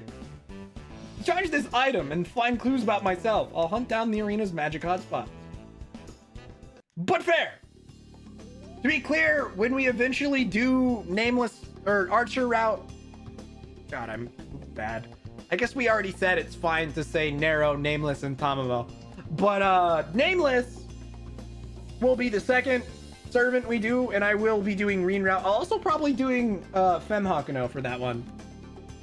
Because my plan is to go male Hakuno, Saber, Rani, and then second playthrough will be nameless, green route, Femme Hakuno, and then the last route will be my favorite playthrough and the one that I have probably done the most times, which is male Hakuno, Tamamo, green route again.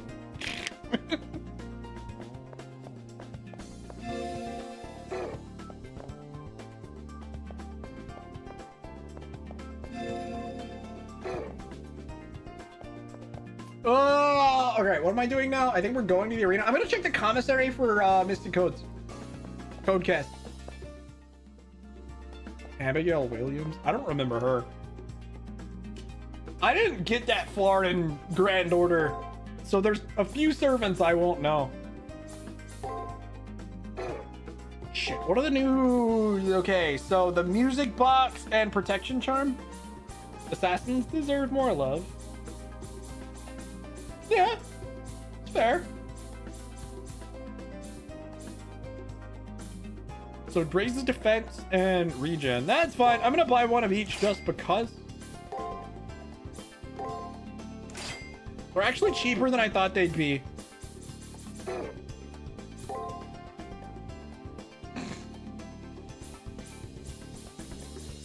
There. Have you played Extella, Noma? Did you ever play the Extella games?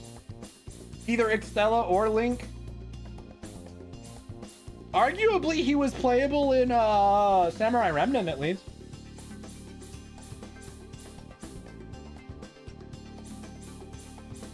Because when you recruit him as a rogue servant, you can play as him briefly. Rip Noma.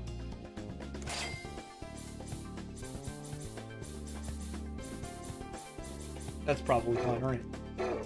Okay. But it's not the same. I guess that's fair.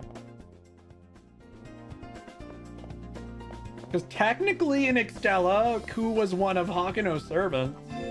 Though I guess specifically he was one of Tamamo's servants.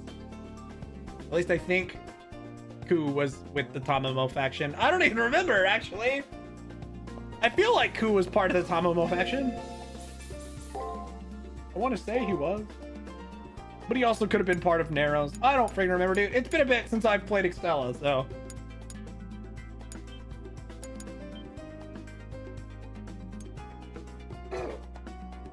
You did, and you can say a certain writer in the Extella series could add a much-needed... I mean, yes! Seeing him come to Extra Record would be great.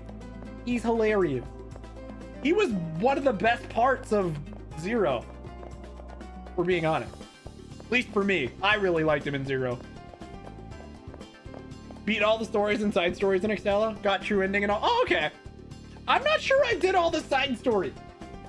No, actually I did. I just never grinded them all out to EX rank for all the trophies in Codecast. So I've seen everything at least. But I know I didn't do the full extent of the grind where you have to beat everything on like, what, hard, and I think there's an EX difficulty or something. And you have to beat everything on EX difficulty if you want to craft all the stupid mystic codes for the 100% completion trophy, which is like the most long and painful grind imaginable. Which I never did.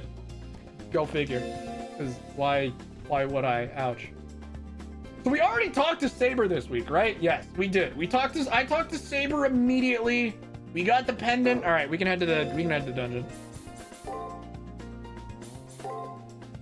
I know I can't miss the Saber conversation, so I mean I can miss it, and I shouldn't miss it, is really what I mean. But Queen Guinevere, oh no. God, we're thinking characters for it's a good thing I saved, huh? The game just fucking crashed.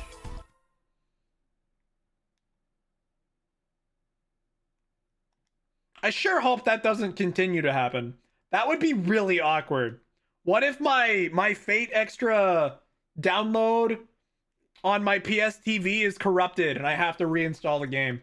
That would be really annoying.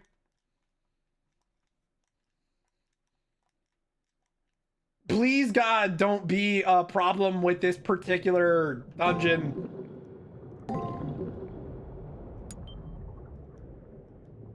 The funny thing is, we literally just saved, so we lose 0 progress at all, but like, please don't be a recurring problem.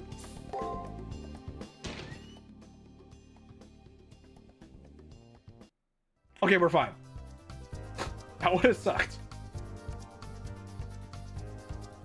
Oh, sorry. The game crashed right as I was going to talk about something. So we're talking characters from Arthurian legend. It's weird, and maybe I just have some fondness for her because I pulled her in FGO a while back, and I remember using her a ton. I want what's her name? What I had was a berserker saber face. Is it Morgana? Is that her name? The witch? Yeah, I think that was her. I think it's Morgana. But she was great. Even though she's just a very standard saber-faced character. Like, direct copy of King Arthur, basically. Of Artoria, rather. Appearance-wise. Master, this present! Slay the Spire in combat. That would be interesting.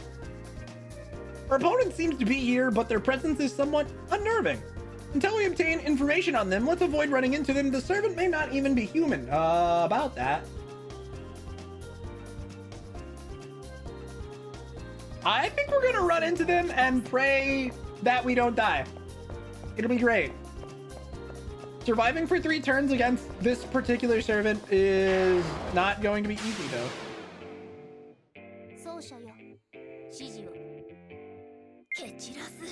All right.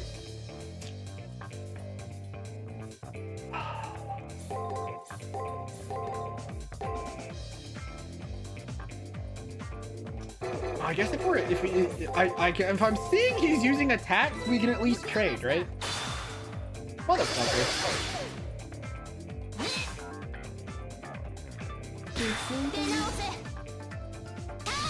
Hey, we got a 3-hit combo. Whatever worked.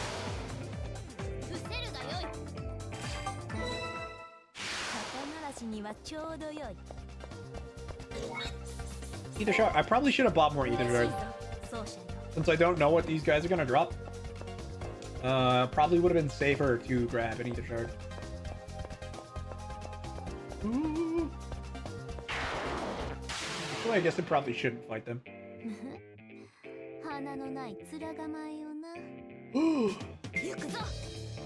Break, attack, guard, attack, I think was the pattern, right? Fuck. Wow. I'm just getting turbo owned. Huh. Pure luck that didn't go poorly. Yeah, these things drop remedies, that's bad. I need them to have actual healing item drop. But like, also, are these enemies not going to be relevant at all in later playthroughs? I'm pretty sure that's the case. I'm not sure the enemies in here will reappear in week 4 in the Reen route.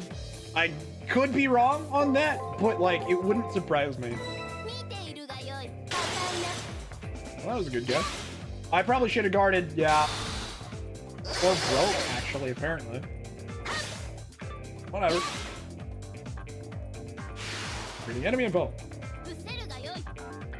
Well, see, that's what I'm saying. On New Game Plus, I'm trying to think. I don't remember if the dungeons for the, or I don't know, rather. I've never done the Rani route. So I don't know, and I don't remember what the Reen route dungeon for week 4 is. So I'm not sure if the enemies are the same or if the, I imagine the dungeons are probably different, but I mean, maybe. But I have no idea if the enemy symbols are, if the enemy programs are the same or not.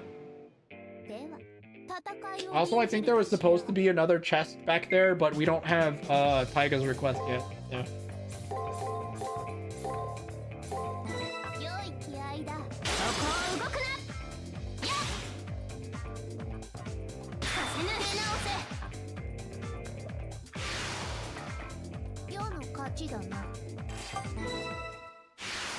Not that I've been going out of my way to farm the enemy data to begin with. Like, I've usually just been fighting everything once and then moving on. Because over the course of several playthroughs, that's usually enough, and it wastes the least amount of time that way.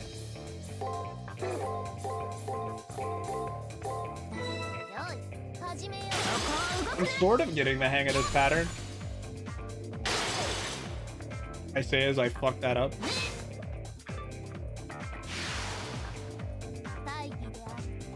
No, I'm aware of that. But so, week 4, you face a different opponent based on the route you're on. And because you face a different opponent, I do not recall if the 4th Chimeric Lunar Sea, the dungeon we're in right now, is different based on your route. That's largely because I do not remember what the dungeon in the Reen route version of this looks like.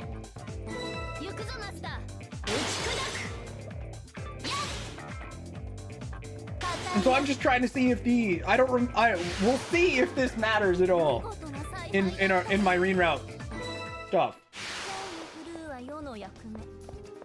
Not that it really matters. Just means maybe this week will suck more as Archer than it, you know, otherwise would have. Okay, that's fair. Let me see. I guess I could look up a map for it real quick. I wouldn't know about enemy symbols, but I can at least look up the map. Looks like the map is also the same, so yeah, you're probably fine. It also doesn't seem like the events change up too much this week between the routes, which is weird, but that's fine. I guess I shouldn't complain about it. I don't think this is correct, but here we go. I probably should have healed about midway through that just in case. We didn't die for it, but that was certainly risky.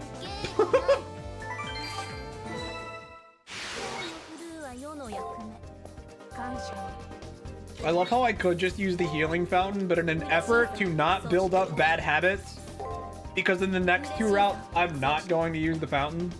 I'm gonna leave it on normal instead of easy. I'm trying to be diligent and not actually use those if possible. I've actually been doing pretty good. I don't think we used them since the first dungeon, where technically there's always a fountain anyway. I think. It's supposed to be the spot heavy with residual magic that Reen Tosaka told me about. Just an attack buff, not a skill unlock. Yeah, that's fair. Approach. When I approach the light, a splitting headache tears through my brain, but it leaves as soon as it comes. Now that I've come in contact with the residual magic, can Reen find out something about me? All right, now that I've done what I set out to do in the arena, I guess I should leave. Oh! Uh-oh. There she is! My wife. I mean, the other wife. What indolent behavior is this I see? Have you strayed from the path of battle? Is it gonna kick me out? It might. I hope not. What? That grating voice. It must be Gato. Damn, we're here in the arena. His servant is right there. Does he want to go at it right now?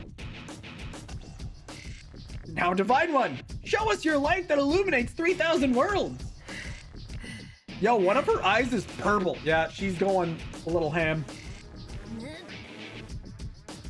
I sense so much violence in one. Well, I guess one of her eyes being red is the more striking thing. I sense so much violence in this one, but no sharp killing instinct. Could she be a berserker? A little bit. Stay alert, Praetor. That's observed then.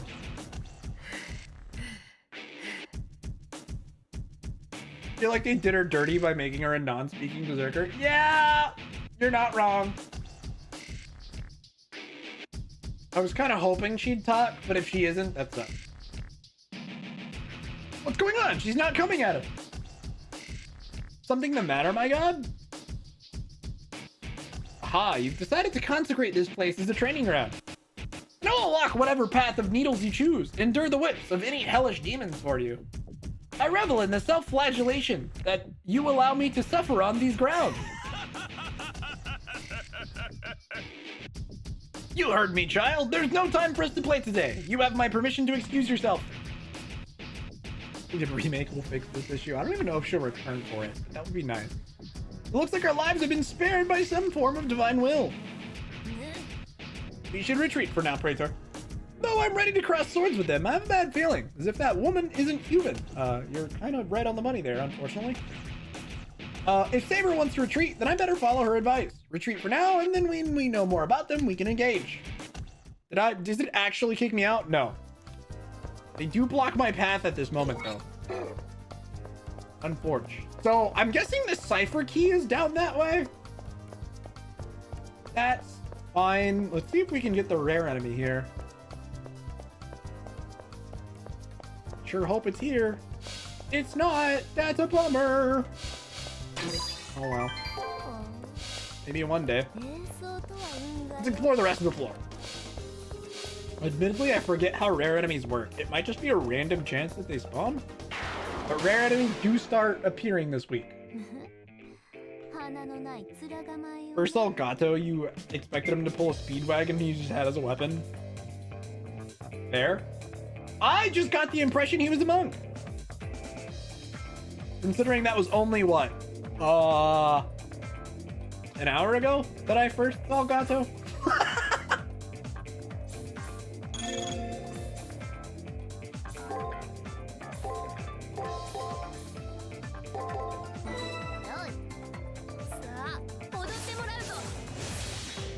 Sure, why not?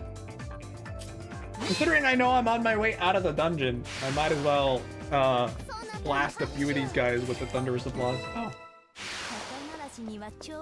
Don't. So we got the second version of Shockwave, which is the... Hold on. Field magic that stuns multiple foes. Sounds fun.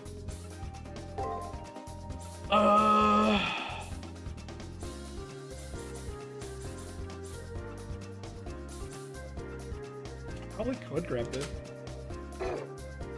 Oh, it does seem kind of like a wave. Whatever, it hits.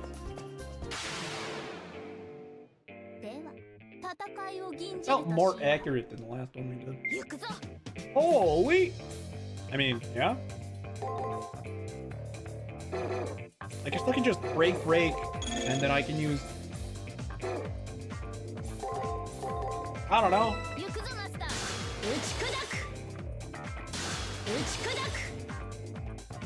Yeah. It just means you won't miss as much. Because there's been times when I've been using the other shockwave and I just whiff. So maybe not for stunning multiple enemies, but at least I won't miss as much. It's a benefit in that way, I guess.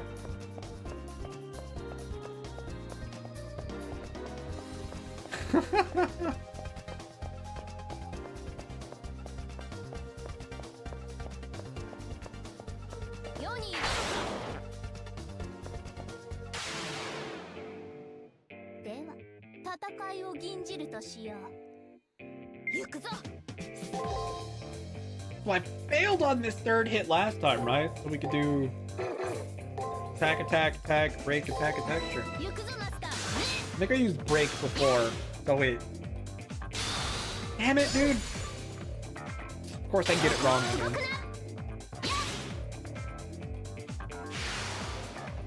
世の勝ちだな。次から次へと懲りぬ奴らよ。 Fuck, are you serious? I still win. All right, yeah, that's fair. Yeah. I'll just do this, and then anything else doesn't even matter.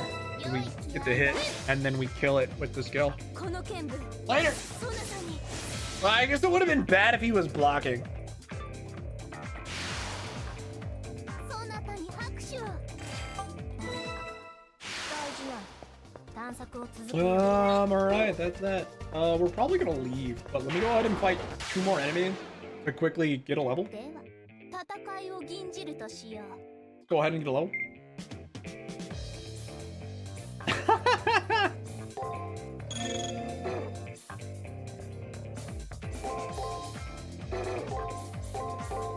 I mean, the super boss is already 気合だ。 interesting cameo character. Having a second super boss like that would be interesting. Way better than just randomly being a berserker. I was really hoping based on... So, like, obviously I only knew who the servant was in this. I didn't know how it was written because I've never actually done this route. I was really hoping she'd be one of the rare, like, berserkers that is, like, coherent. 花のない。 A la, like, Musashi in, いざ。 you know,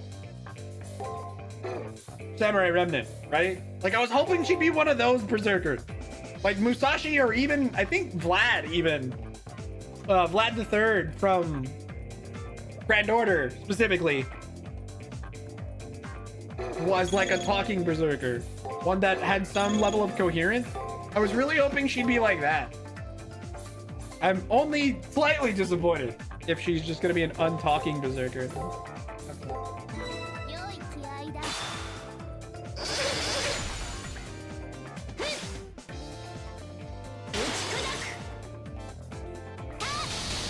Or a non-verbal one, I should say. 世の勝ちだな。 Need one more of them. 今のはいい戦いだった。見とれていいぞ。 I'm gonna fight one more.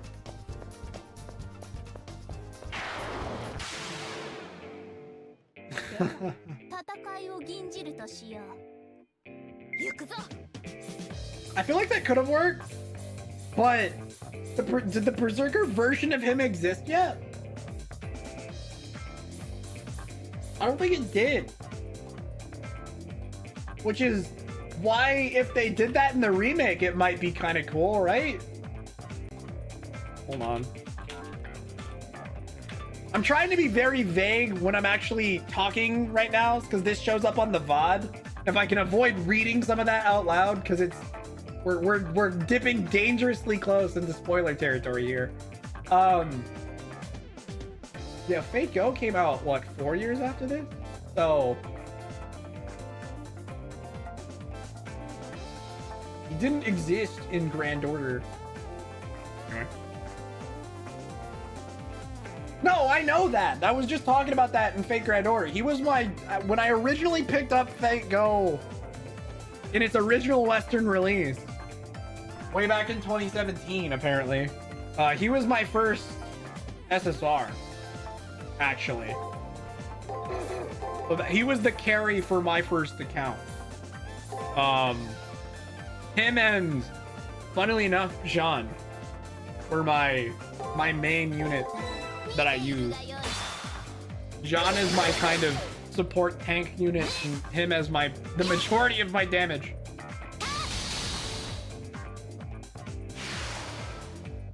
In early Fago. I missed that account. I don't know what happened to it. It's sad. It had Saber, Lily, and everything. Crying about it, me.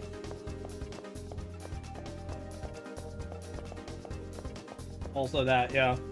Wait, was he a Berserker in Apocrypha as well? When did Apocrypha, the original stuff for the Apocrypha novel, come out? And I know what you're talking about, Noma. That's why I'm being vague here. Because, again, dangerously close to spoiler territory. It's stuff we're not on yet, but...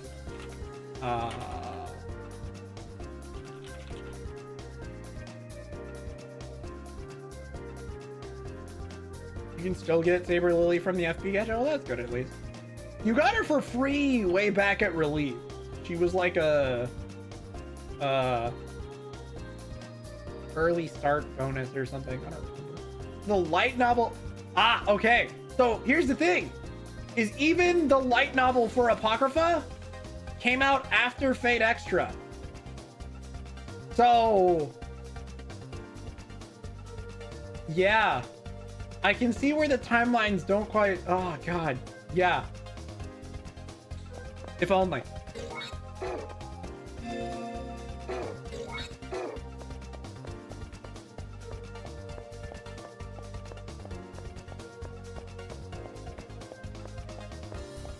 That would be great. If CCC got a remake, that'd be cool.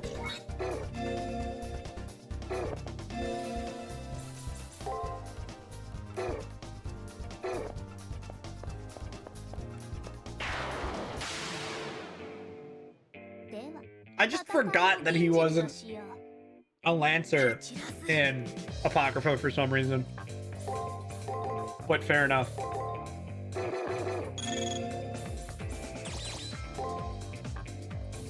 I didn't mean to fight this battle. So, ooh.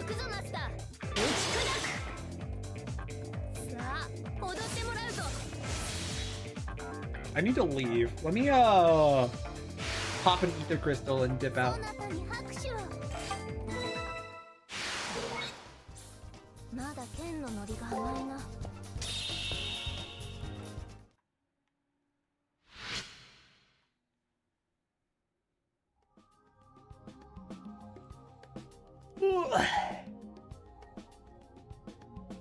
I'm too relaxed around my enemies. Speaking specifically about what that girl gave you today, you should be more suspicious. Making allies of your enemies is a strange way to go about things. Look, Narrow, she's pretty. Do you really blame me? When Reen says to sit, I mean, I'm not gonna tell her no. So you want to proceed, then you should ask that girl about those magic distortions. Now I'm just reminded of Princess Alexia in Eminence in Shadow. He was just like, here, pooch, eat coin. It's just like, yes, whatever you say.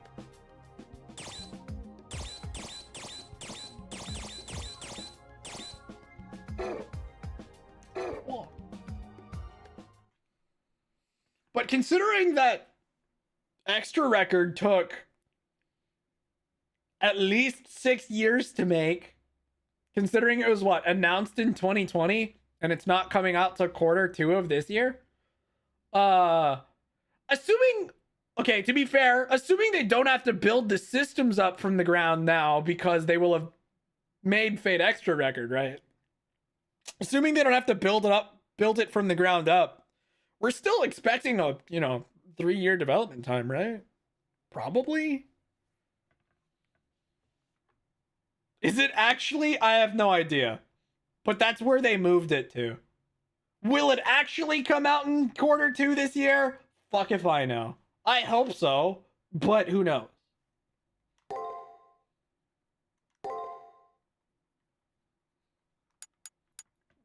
But that's where they moved it to. Considering the original release date was fall of last year. I think.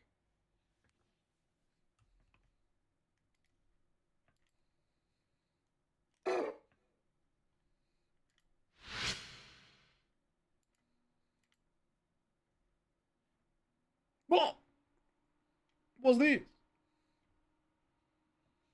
A dream suddenly descends upon me. It feels like I'm watching one of the countless videos scattered across the internet.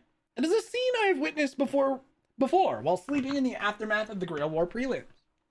It might be a scene from a past I cannot recall. It's as if it was imprinted upon my genes, stored away as an unknown trauma erased from my memories.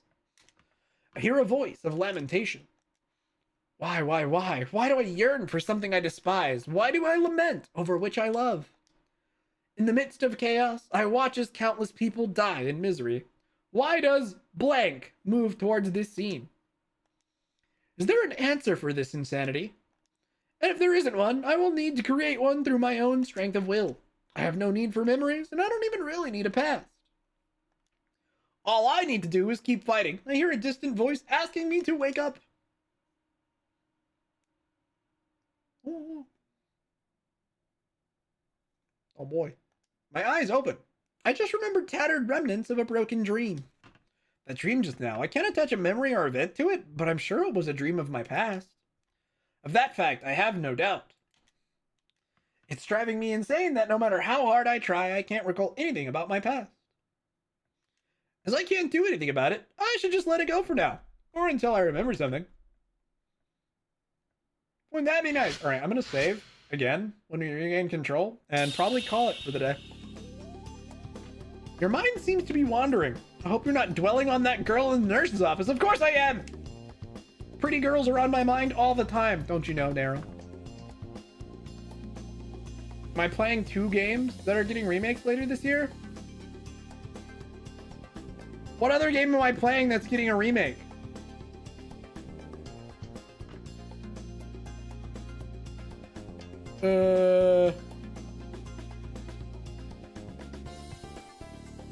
Oh, Berseria. Oh.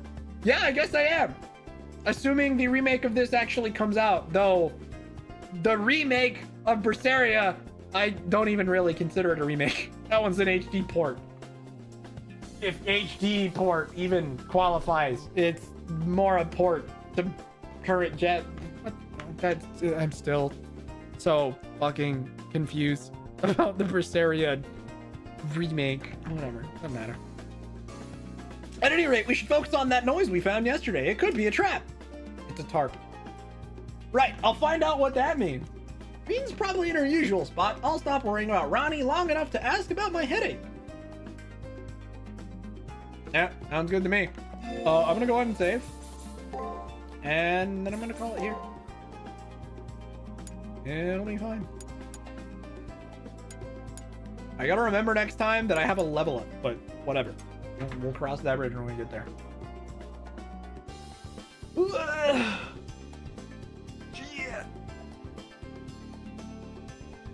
Later. Yeah, guys, I'm calling it here. What's the plan? Oh, I guess I should just end the recording for now. This is gonna be it for the VOD today. So I will see VOD crowd next time. Late.